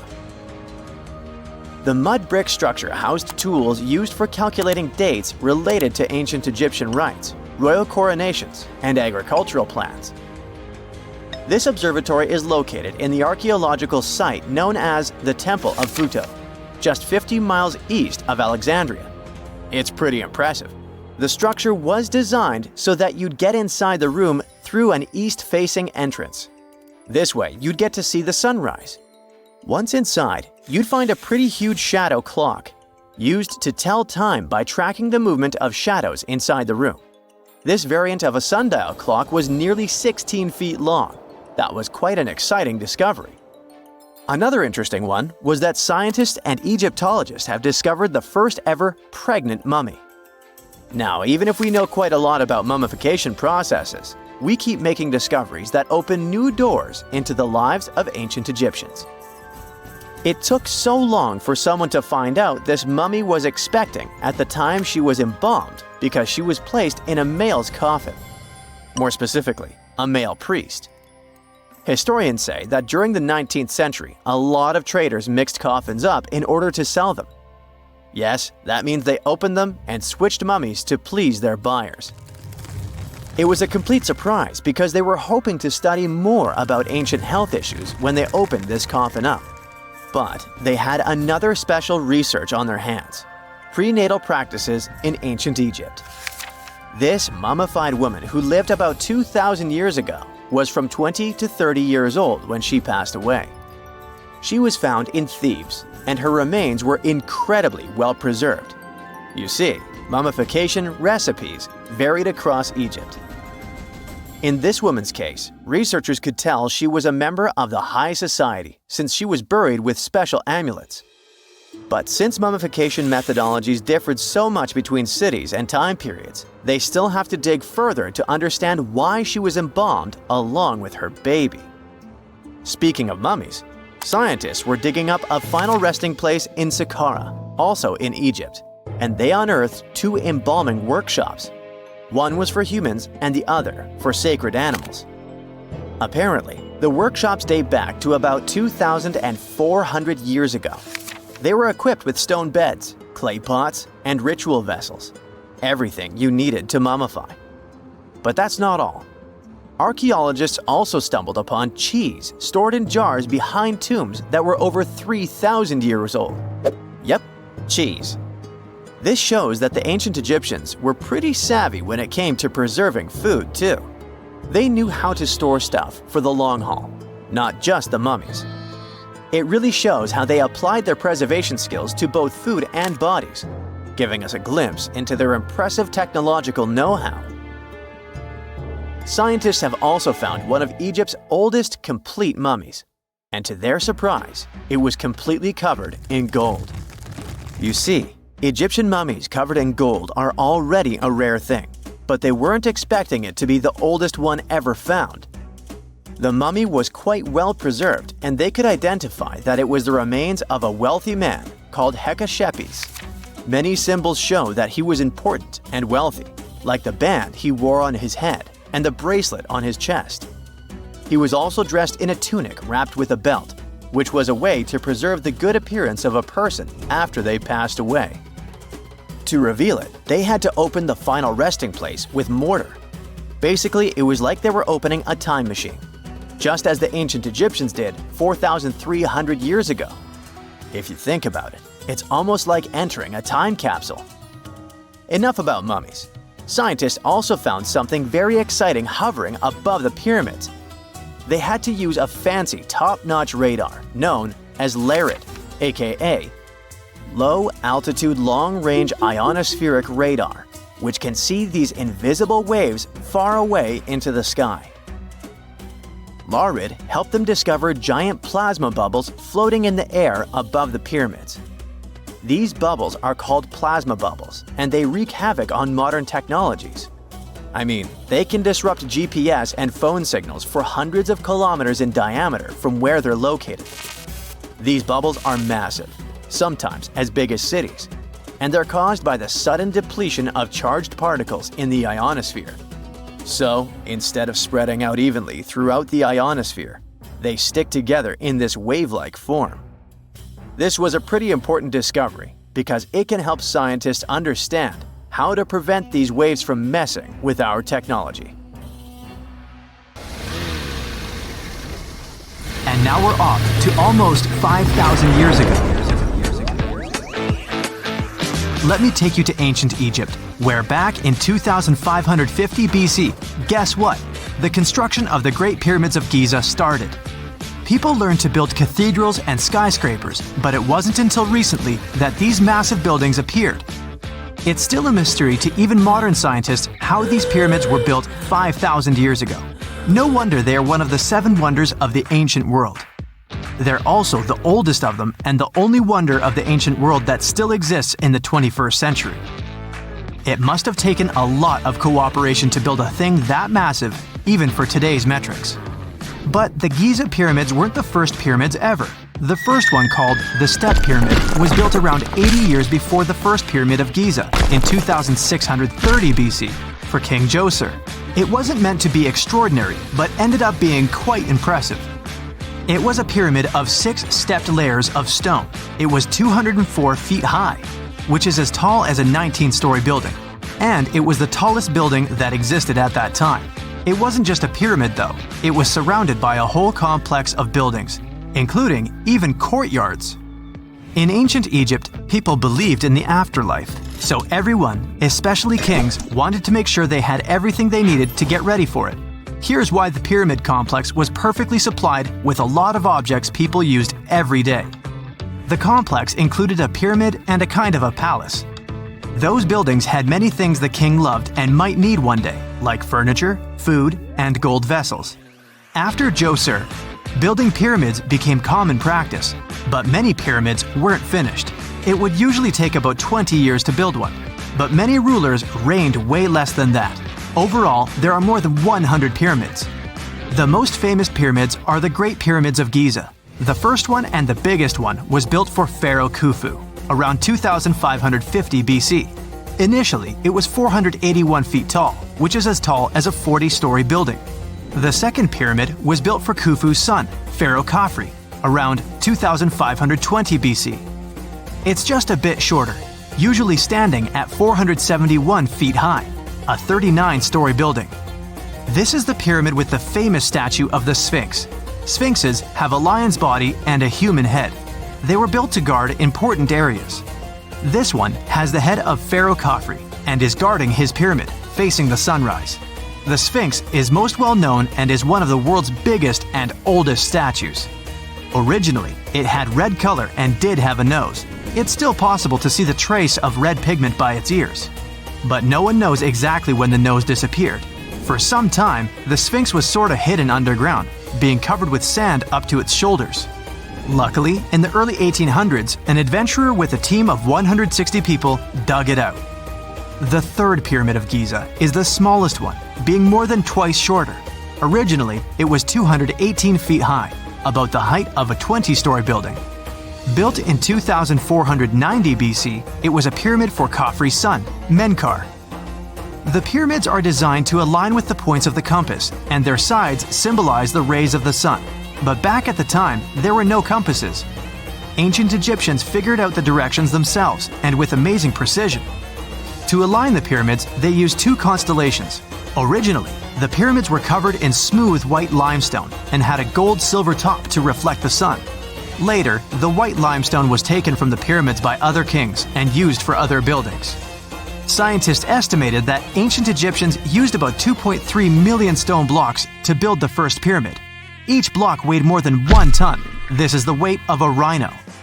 Some blocks were even bigger, being almost as heavy as an elephant. 4.5 millennium ago, there was no modern equipment to help build it. There were no machines, no wheels, and even no steel. The only metal available to them was copper. Even today, scientists aren't sure how the Egyptians managed to build the pyramids. There are no records left that would shed light on it. Some even think that Egyptians wanted to keep it as their secret and didn't even record it on purpose. Many believe that poor people and foreigners built the pyramids, but it's not true. Actually, the builders were very skilled workers, and they were fed and paid well. The archaeologists claim that the builders lived in a nearby temporary city and were a highly organized community with a strong leader. Scientists say that around 20,000 people worked on each pyramid complex, and it took about 20 years to build each. It probably was a national project. The construction site was large in resources, and food and essentials were likely to be contributed from all parts of Egypt. Even with all that support, it remains unclear how people managed to cut, transport, and assemble those huge stones. One of the theories suggests the stones were most likely transported on boats down the Nile River. Then, there was a harder part. They had to be moved to the construction site. For that, they probably used wooden sleds. It wasn't very hard to pull them because the sand mixed with the right amount of water was pretty slick. And 10 people could move a sled even with a rock weighing 1 ton pretty easily. Finally, one last problem. The stones had to be lifted and put into place. Archaeologists have discovered the remains of the ramps system that dates back to when the pyramids were built. Most likely, the Egyptians designed a unique system to move and pull huge stone blocks, but no one knows what it looked like exactly. The most common opinion is that there were several ramps around the pyramid to help move the blocks. The ramp was growing with the pyramid getting higher. They suppose people were walking up the stairs, pulling the stone on the wooden sled up in the middle on the sandy ramp. But this is just one of the options. Others say that the ramps were going around the pyramid. Some say the ramps were inside the pyramid. But we'll never know for sure, and it'll forever remain a mystery, just like the ancient Egyptians wanted. Surprisingly, there's not much inside the pyramids. Most of it is just solid stone with very little open space. But let's take a quick look inside the biggest of the pyramids of Giza.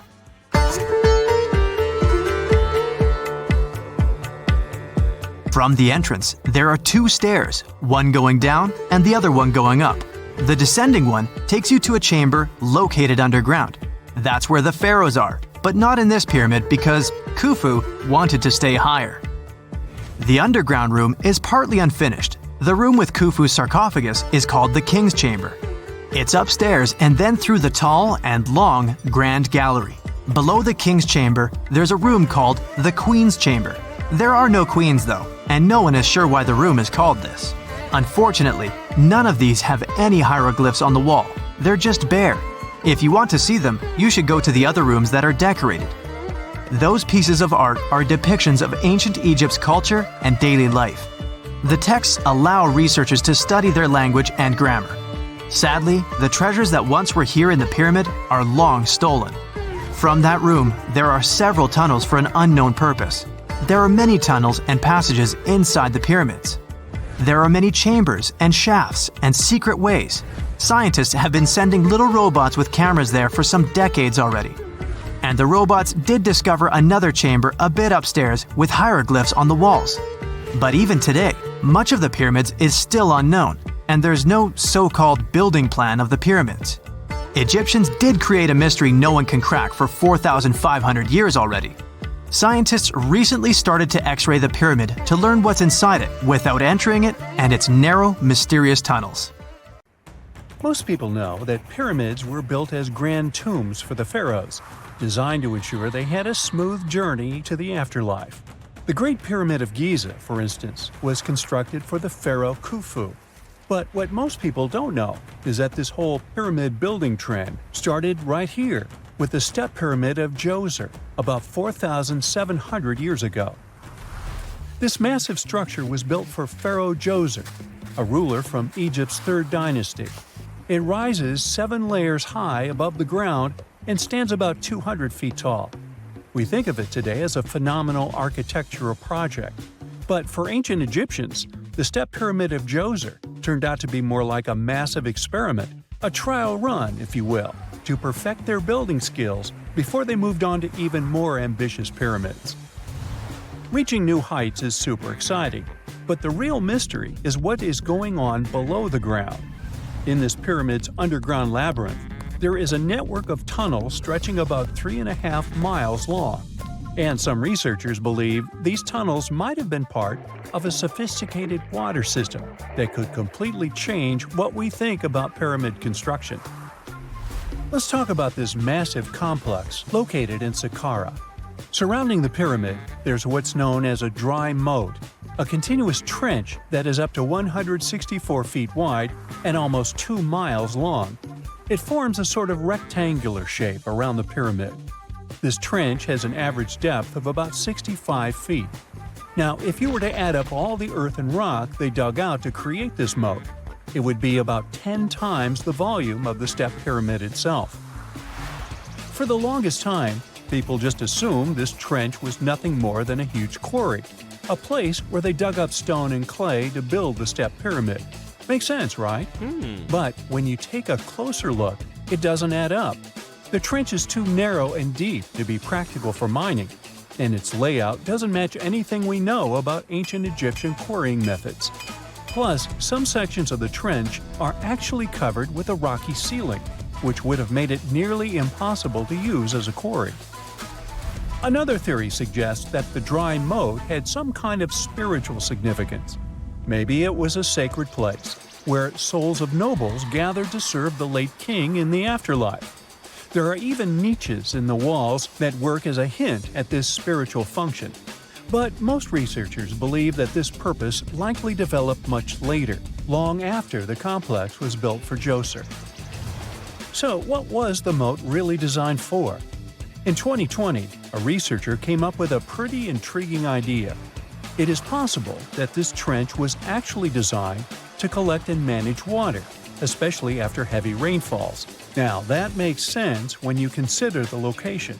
The moat sits in an area that could easily have been flooded by runoff water from nearby plains. This could also explain why the trench wasn't used for new graves until much later when the climate became drier and less prone to flooding. The story becomes even more intriguing as this trench appears to be part of a larger, more complex hydraulic system within the Djoser complex. It is like the trench has several compartments, carefully carved out of the rock and connected by tunnels. These compartments likely served as a part of a water treatment system, where water would flow from one compartment to the next, getting cleaner as it moved along. Now, here is where things start to tie into the pyramid itself. The Djoser complex has a series of underground shafts, and some researchers think that water from the moat's deep trench might have been used to power a hydraulic lift system, and this giant water-powered elevator could have been used to raise the heavy stones needed to build the pyramid. It worked like a volcano, but instead of lava, water did the heavy lifting. Imagine a big deep hole in the ground at the center of the pyramid site. Inside this hole, there was a huge wooden platform, kind of like a giant raft that could move up and down. When the workers wanted to lift a heavy stone, they would fill the hole with water. As the water rose, the wooden platform started to float up, carrying the stone with it, almost like a giant water-powered elevator. When the stone reached the right height, the workers slid it off the platform and onto the pyramid. The idea is that water from the deep trench, after being cleaned and filtered, would flow into these shafts. A massive float, possibly made of wood, would then rise as the water filled the shaft, lifting the stones up to where they were needed for construction. Once the stone was in place, they'd let the water out, lowering the platform back down to the bottom, ready to lift the next stone. This fancy hydraulic lift system could have been a game changer, making the whole building process a lot faster and more efficient without using a lot of workforce. It is like the ancient Egyptians were already embracing the whole idea of work smarter, not harder. But of course, not everyone is on board with this theory. Some experts argue that the area where the step pyramid of Djoser was built couldn't have held enough water from occasional rains to maintain such a fancy hydraulic system. The main theory suggests that, in the past, there might have been some kind of lake nearby that would have filled up after a period of rain, and this lake could have supplied water to the complex's hydraulic system. But there is no mention of such a lake in any ancient Egyptian writings, so it might be more of a what-if situation than a reality. And then there's the issue of the hard work itself. Remember when I said this method could have allowed the ancient builders to raise stones with far less effort? Well, that might not be entirely true. According to some experts, just building this hydraulic device would have required a lot more heavy work than simply moving the stone blocks using good old-fashioned manpower. And let's not forget, the step pyramid of Djoser is like a baby pyramid compared to those that came later. The stones used for Djoser's pyramid weighed, on average, about 660 pounds each, which is nothing compared to the more than 2.5-ton blocks used later for the pyramid of Chephren. If this cool water lift theory gets completely ruled out, we still need to explain how this pyramid was built in the first place. To answer that, we need to rewind a bit and talk about the original plans. See, before Djoser's tomb became a pyramid, the idea was to construct a simple mastaba. This type of tomb was pretty common in earlier periods, a flat-roofed, rectangular structure with sloping sides. But after the original mastaba was finished, they decided to expand it a bit by adding more layers on top.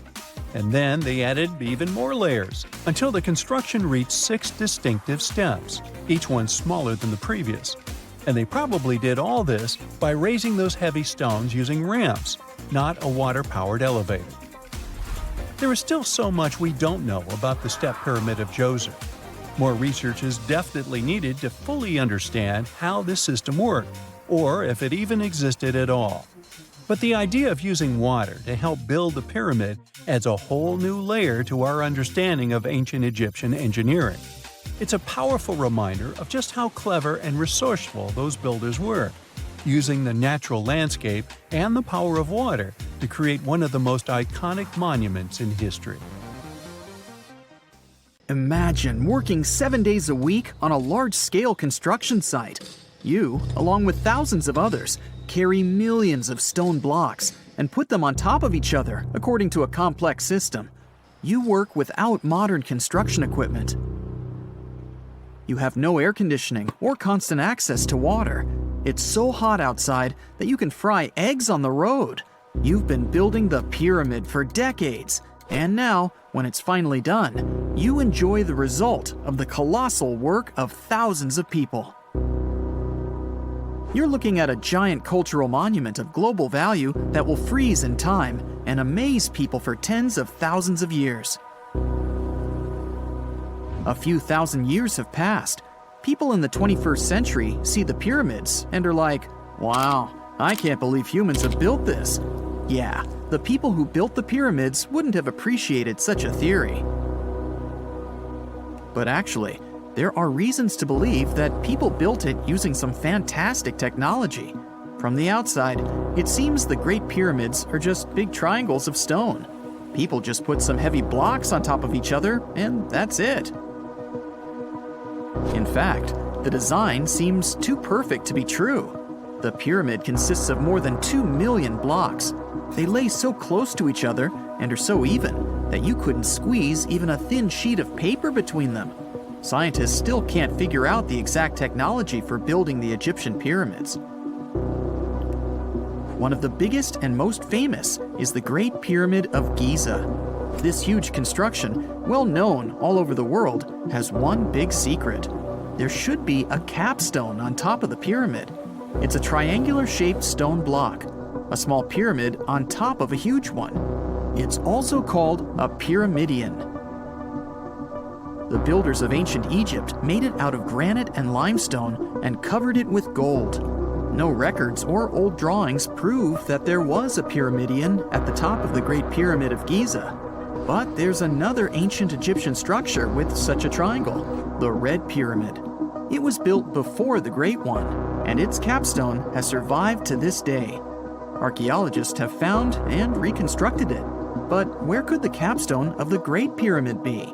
It's a mystery that still has no answer. Some are sure that some thieves have stolen it from the top. Maybe they just climbed up and pushed the pyramidion down.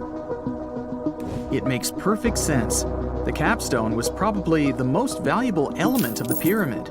Many scientists and archaeologists still don't know its exact purpose. Some believe that this peak covered with gold glorified the pharaohs. The capstone reflected moonlight at night and illuminated the entire space around it. During the day, the capstone reflected sunlight with its shiny surface. You could have noticed it from afar. The top of the pyramid was a kind of guiding star for lost travelers. All other stone blocks of the pyramid consist of limestone. People polished them to make them look shiny. In the past, they were even glowing and reflected light. You could see glowing pyramids from space, although they looked like tiny lights. Over thousands of years, winds, sandstorms, and rains have changed the pyramid's appearance. If people had taken care of them all this time, they would have looked like something out of science fiction movies, or the pyramids from Las Vegas. But unfortunately, we will never see their original appearance.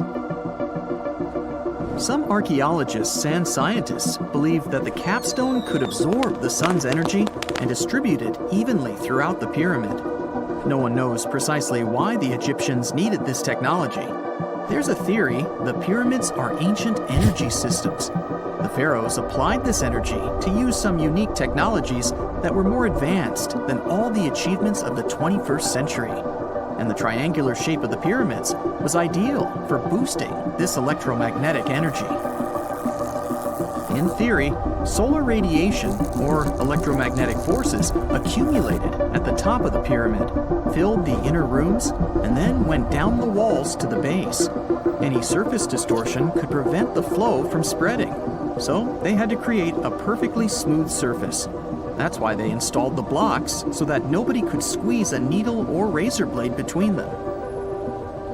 Many people believe in this theory because they built the pyramids from limestone.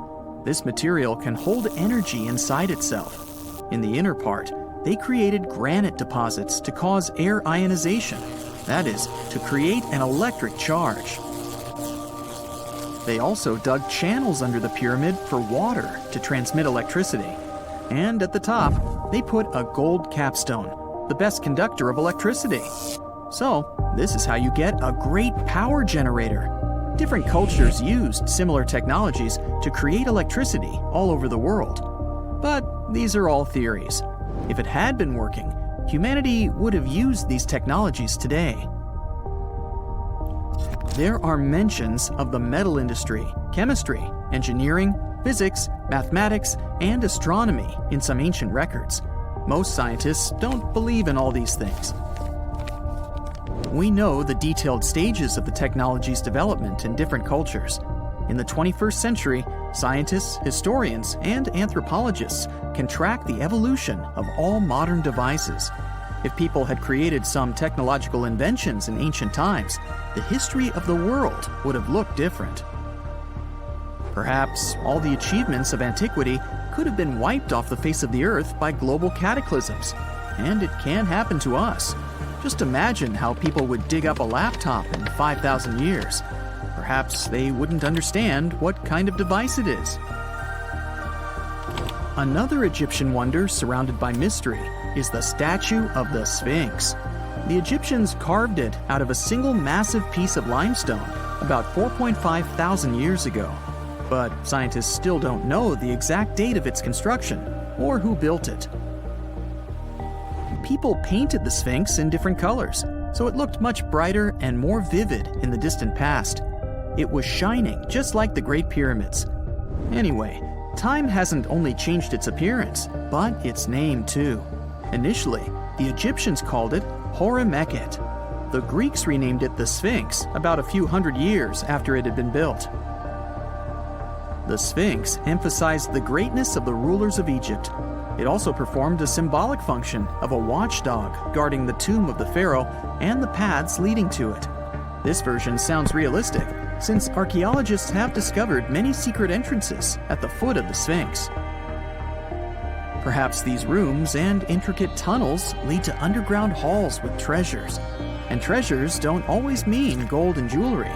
According to legends and theories, the Sphinx guards the Hall of Records, the storage of all humankind's knowledge.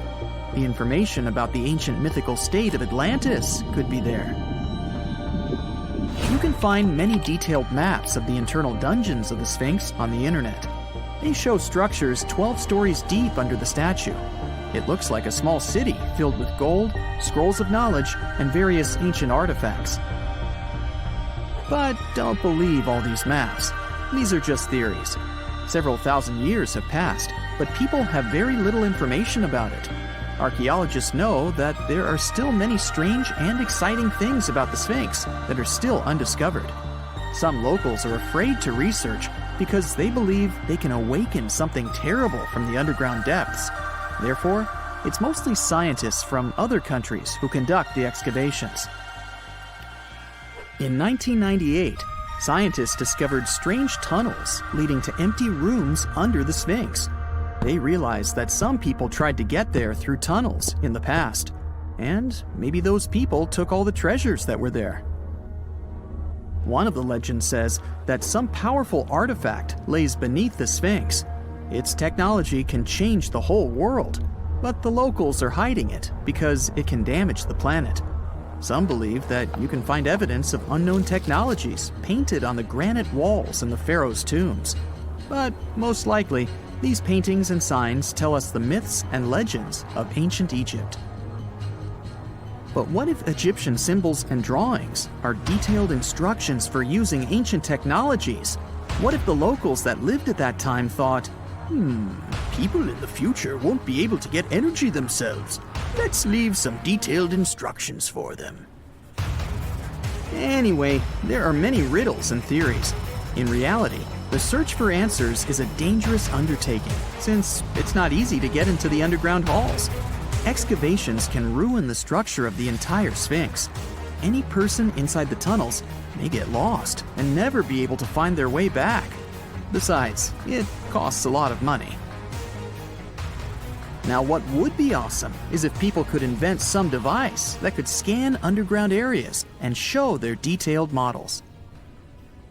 You're heading to Spain with a team of archaeologists to try to find some ancient artifacts.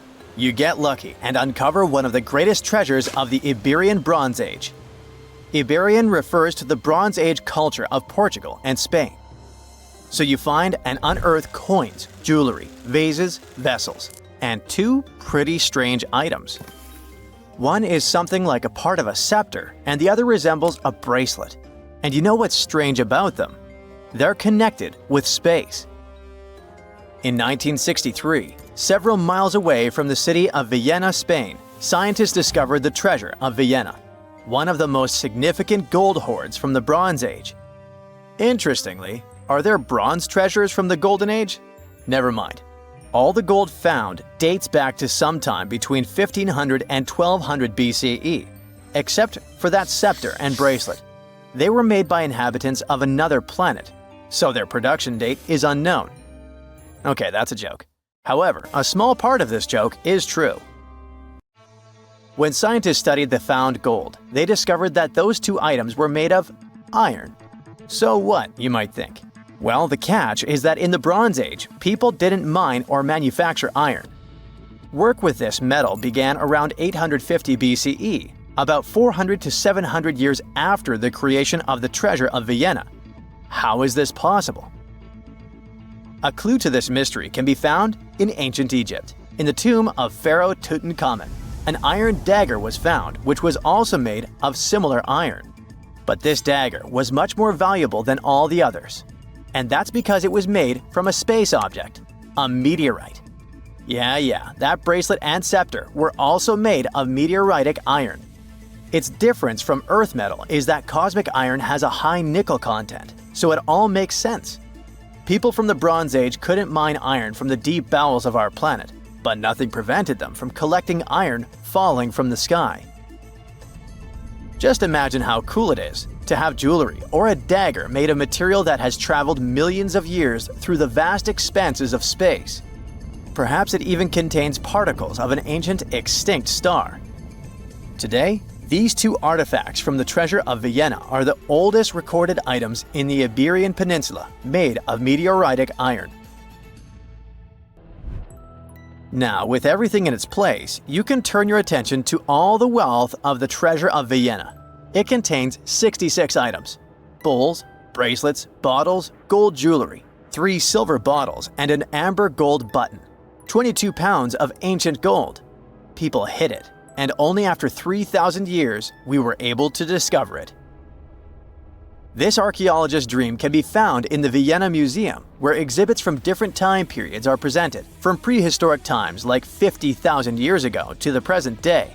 Items from the Iberian period, from the Roman period, from the Arab civilization. You can find not only jewelry and coins, but there are also remnants of columns, ceramics, and other architectural artifacts. The collection is considered one of the most important prehistoric treasures of Europe. And the coolest thing is that you can see it all with your own eyes for just €2, which is about $2. Go to Vienna, find the museum, and enjoy. Hey buddy, I heard you have a metal detector. Could you help me find a hammer I left somewhere in the field? Your old farmer friend asks. You take a metal detector and go searching, but instead of a hammer, you find hundreds, even thousands of silver coins worth $2 million. You're so happy that the farmer lost that hammer, and now you're rich. Stop! Considering that this land belongs to the farmer, would you tell him about the find or take it with you? In reality, neither of these options happened. In 1992, Eric Laws was helping a farmer search for a lost hammer in a field near Hoxne, Suffolk, England. The metal detector stumbled upon a hidden treasure, a huge one. There were silver spoons, gold jewelry, more than 500 gold coins, and about 14,000 silver ones. Eric Laws accidentally discovered the largest collection of gold and silver from the late Roman period in Britain. Unfortunately, or perhaps fortunately, he and the farmer didn't receive the treasure. It's now in the British Museum. Let's move away from the farmer's field to somewhere on the Mediterranean coast. Imagine you're a scuba diver. There was a strong storm yesterday, but now with the water calm, you dive in and discover the seabed covered with gold dinars. This story happened in 2015. The coins which the storm brought to the shore might have been minted even before the First Crusade that started in 1096. This collection is one of the most impressive archaeological finds in the world. All these treasures surely can make the heads of those who find them spin, but they end up in a museum. And that's a good thing, because such wealth can drive a person crazy. A metal detector and a diving suit helped people discover ancient treasures. What's next? How about a dog? Yes, it could be perhaps a great replacement for a metal detector, by the way. So in 2013, two people were walking their dog in Northern California on their property. Suddenly, they discovered a rusty can filled with coins minted from 1847 to 1894. There were about 1,500 coins, and they all were gold. Another chance for a carefree, rich future? Not this time. The find caused a lot of controversy among specialists. There was one version, according to which these coins could have been stolen from the US Mint, but later the US Mint debunked this suggestion as they'd never had this gold in their storage. Anyway, it's interesting what the point was in hiding it all in someone else's yard. Some thief risked their freedom and life to get rich. When they succeeded, they just hid the coins as if they never existed. What a strange deal. Coins, jewelry, meteorite items, it's all cool. But let's end our video with something grand and epic. Archaeologists were conducting research near the Mediterranean coast of Egypt and discovered a treasure trove inside a sunken temple and sanctuary. Despite the waves, earthquakes, and seawater, the massive find was preserved in a not bad condition. The temple was built a very long time ago and collapsed in the middle of the 2nd century BCE. It was an important structure in ancient Egypt. People considered this place holy. Pharaohs came to the temple to seek help from the higher powers of Egyptian mythology to obtain titles for their rule. Titles of kings of the universe. For many people, this place was like the center of the universe, and now it lies forgotten on the seabed, almost ruined. Time spares nothing. Researchers found out the temple had been part of an ancient port city. A long time ago, an earthquake occurred in this area and destroyed the city. Tidal waves softened the ground and dragged the town into the Mediterranean Sea.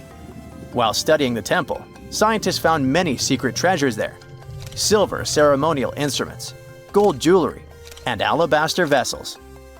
In past times, people used them to store perfumes or greasy ointments called unguents. Perhaps in ancient Egypt, they weren't bad in the field of cosmetology. Near the temple, archaeologists discovered a Greek sanctuary. Apparently, the Greeks living in Egypt or coming here on business wanted to pay tribute to Aphrodite, so they created a small building in her honor. In that place, archaeologists found bronze and ceramic artifacts from different cultures. Scientists found out that the Greeks had permission to trade in the Egyptian city and even be its residents. It seems pharaohs living around 600 BCE were favorable to the Greeks. The profession of an archaeologist is very exciting. But what would you do if you found some ancient treasure? Before answering this question, find out what law applies to such finds in your country. If there's a question that still baffles archaeologists to this day, it's this one. How did the ancient Egyptians build those magnificent pyramids?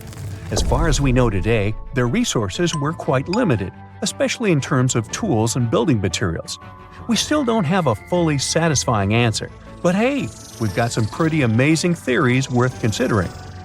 The leading contender among these theories involves the clever Egyptians employing a sneaky strategy.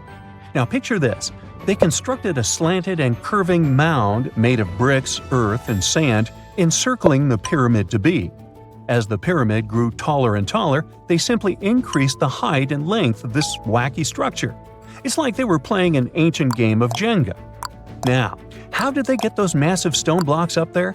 Well, according to the legendary ancient Greek historian Herodotus, they used sleds, rollers, and levers. It sounds like they turned construction into a supersized game of tug-of-war. And guess what? Herodotus also claimed that the Great Pyramid, the one from Giza, the granddaddy of them all, took a whopping 20 years to build. There's more. Herodotus also dropped a mind-boggling number on us. 100,000 men were supposedly involved in this pyramid extravaganza. Did they hire the entire Egyptian population? Well, it might not be as far-fetched as it sounds. These men were probably mostly farmers, so they probably focused on the pyramids when there wasn't much work to be done in the fields. You know, like during the flood season of the Nile River. Obviously, specialists in the archaeological community had something to add to this theory. By the late 20th century, they discovered some evidence that suggests the workforce might have been smaller and more permanent than previously thought. Instead of a massive army of 100,000 pyramid builders, they proposed that a modest crew of around 20,000 workers, accompanied by support personnel like bakers, physicians, and even spiritual leaders, could have gotten the job done. There was also this theory that claimed that the pyramids were actually built from the top downward. It suggested that these colossal structures were nothing more than isolated hills used as quarries. The stones were supposedly drawn from these hills, and over time, competing engineers took charge and transformed them into the iconic pyramids we know today. Now, before you dismiss this theory as a wild fantasy, some folks thought it wasn't completely crazy. After all, there are instances where isolated hills exist, so maybe this theory had a tiny glimmer of truth. Whether it involved ramp building or ingenious work schedules, one thing is clear. Those pyramids have definitely left their mark on history and on our imaginations. Now, speaking of ancient Egyptian mysteries, there's this gigantic unfinished obelisk sitting in ancient Egypt, and scientists are trying to figure out how it was shaped. Now, some people suggest that our industrious ancestors used handheld pounders to get the job done. One expert has a different take on the matter, though. He argues that if we take a closer look at the pattern left behind by the shaping tool, we'll notice something peculiar. The walls of the trenches surrounding the obelisk display a neat and even pattern, which is pretty unlikely if they were pounded away by mere mortal hands. According to this expert, those horizontal striations are usually the result of a tool that takes breaks while removing material, leaving its mark on the surface. But wait, there's more. Imagine the tool being rocked back and forth against the trench walls, clearing away the waste to keep the trench from narrowing. Well, in that case, the tool might have left some funky horizontal striations where it was pressed against the sidewall. This sounds like some fancy technology at play, don't you think? And guess what? The dynastic Egyptians probably didn't have access to that kind of know-how. Another famous Egyptologist from way back also uncovered a bunch of core drills during his adventures. Although the actual drill bits are missing, his collection houses these particular core remnants made of limestone, alabaster, and even granite. These constructions aren't the only amazing thing the ancient Egyptians left behind, though. As it turns out, the Egyptians were the genius minds behind the creation of the handheld mirror. Yeah, that little mirror you use every day to check yourself out. But here's the twist. These mirrors are like pieces of art. They were decorated with inscriptions and figures. But that's not all. The Egyptians had a serious concern with their appearance. They knew the importance of personal hygiene and looking fabulous. So, in their quest for pearly whites, they invented toothbrushes and toothpaste. Dental problems were pretty common back then, and their smiles weren't exactly all white. Dentistry wasn't their strongest suit, you see. Maybe their minds were distracted by all that pyramid building. So that doesn't mean those ancient toothpaste recipes weren't amazing. One delightful concoction included rock salt, mint, dried iris petals, and pepper. Some brave dentists in the 21st century tried it out, and it worked pretty well. Ground-up ash was also used in another recipe to create a tooth cleansing paste. Mint was missing, so that didn't do much for their breath. That's when the genius Egyptians came up with the world's first breath mints. They made tablets from heated spices like cinnamon, and they mixed it with honey. Now, let's shift gears to home decor, Egyptian style. They surely took ornamentation to the next level. While the concept of decorating furniture started in Mesopotamia, the Egyptians cranked it up a notch. They went all out with different colors of ink and even developed various weights of paper. Oh, and let's not forget about those cute little area rugs we all have in our homes today. Guess who came up with the idea? Yep, the Egyptians. They used the versatile papyrus plant to make those cozy rugs. And speaking of trends, the Egyptians loved their knickknacks. They had an assortment of small figurines in the shapes of cats, dogs, and people. These statues were made from various materials, like simple sun-dried mud to the ultimate bling of gold. It all depended on how loaded you were. The Egyptians were also all about farming, and they knew that clean water was crucial for their crops and animals. That's why they came up with some nifty inventions and techniques to make sure their land was fertile and their plants were happy. First off, they had the genius idea of using ox-drawn plows. They had two types of plows, heavy and light.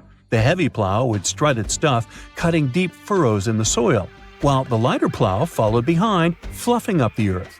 But they didn't stop there. After plowing, the Egyptians would break up clumps of soil and sow the rows with seeds. To give those seeds a good old squish into the furrows, they'd march their livestock across the field, effectively closing up the furrows. But hey, all that hard work would be pointless if their seeds were as dry as the Sahara. That's where irrigation comes into play.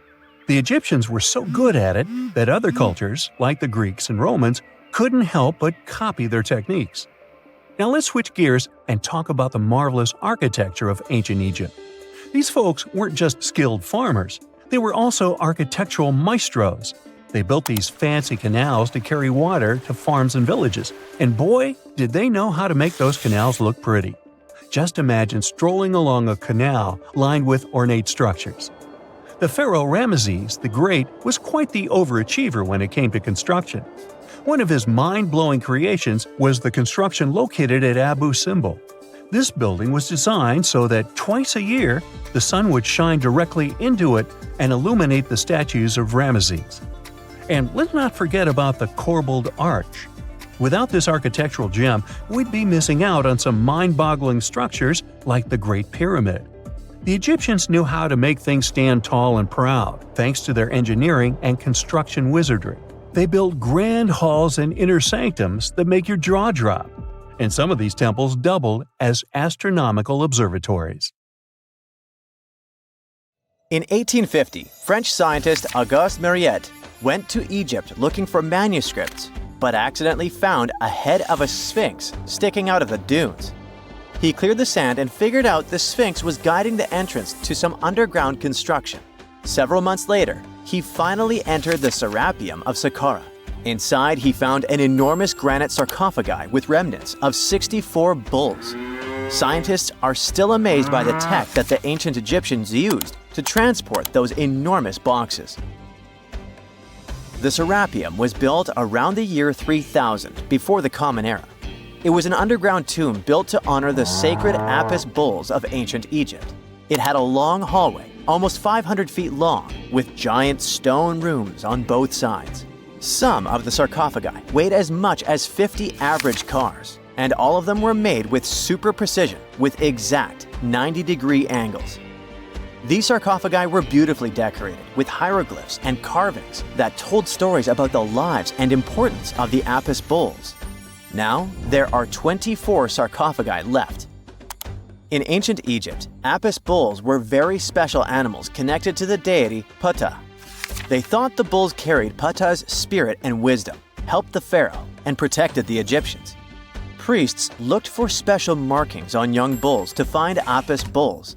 It could be a white triangle on its forehead, which symbolized divine light, a shape on its back like a vulture's wing, and a scarab shape under its tongue, which stood for rebirth.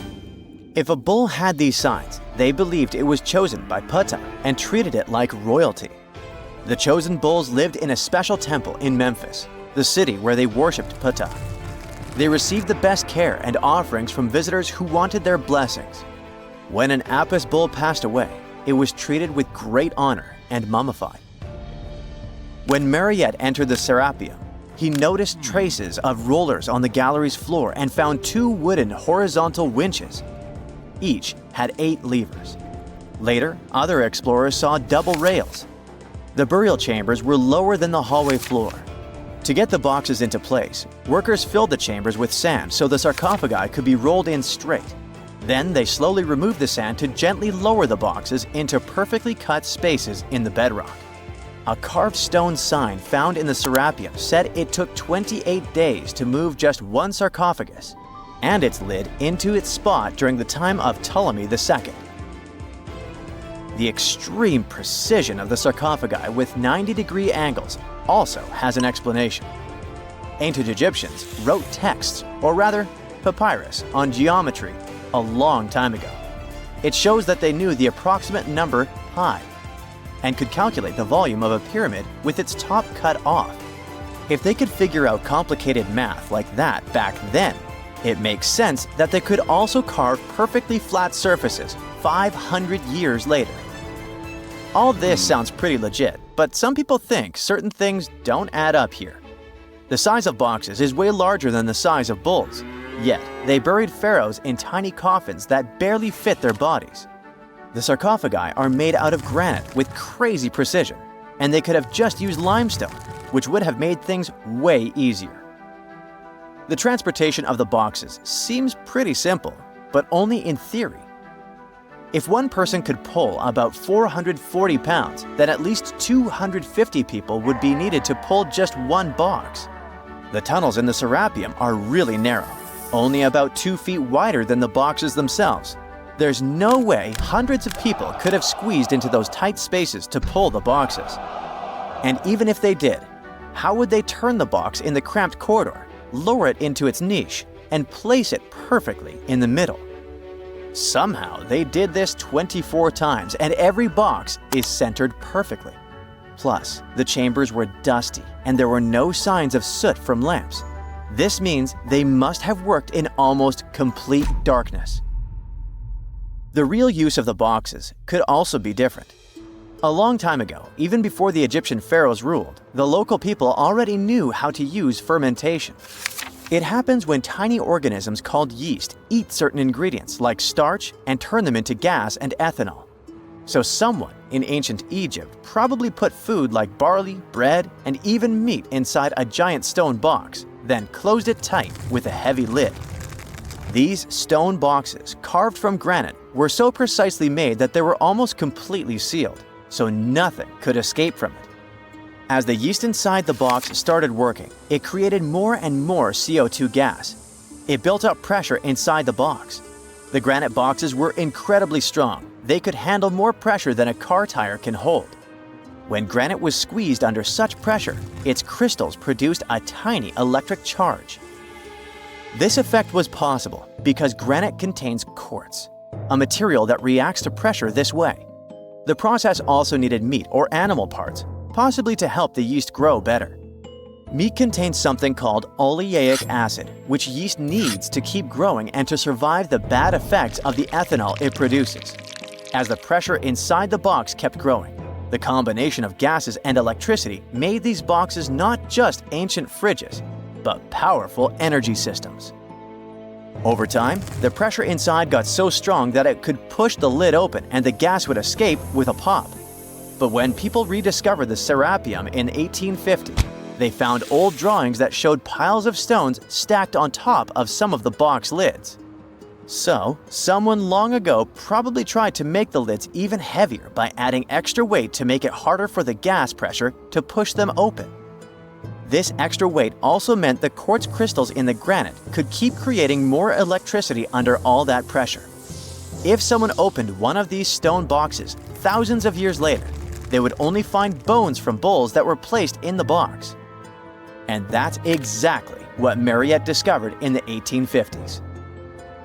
They opened the Serapeum for visitors soon after the first excavations in the second half of the 19th century. Prince of Wales even had a luncheon with his guests in one of the sarcophagi. Sands and earthquakes made the site inaccessible for a while, but now you can visit it again and try to solve the mystery yourself. With new tech, we could have answers to many other historical mysteries soon. A team of scientists at Chicago's Field Museum of Natural History recently used a special CT scanner to learn more about ancient Egyptian mummies without unwrapping them. They gently rolled 26 mummies on custom carts out to the parking lot, where the scanner was waiting. It took thousands of detailed X-ray pictures of each mummy and their coffins. When all the pictures were put together, they created 3D images that showed what was inside, the skeletons, and some artifacts. The scientists hope these images will help them understand ancient Egyptian burial practices from over 3,000 years ago. Even though the scanning process only took 4 days, it might take 3 years to study all the data. But scientists were able to learn some personal details about the mummies. One of the most popular mummified individuals at the museum, Lady Chineta, was a woman who lived in ancient Egypt about 3,000 years ago. It looks like she passed away in her late 30s or early 40s. To make sure her body looked complete for the afterlife, embalmers put stuffing in her neck to keep it from collapsing. They also placed artificial eyes in her sockets, so she would have eyes in the next world. She was wrapped in fancy linen and placed in a beautifully decorated coffin. The scans revealed that it had been carefully crafted with a slit at the back, which embalmers used to fit the body. There were also some artistic details on the surface, like markings for her knees. It looks like her burial was on the scale of a high-end luxury car.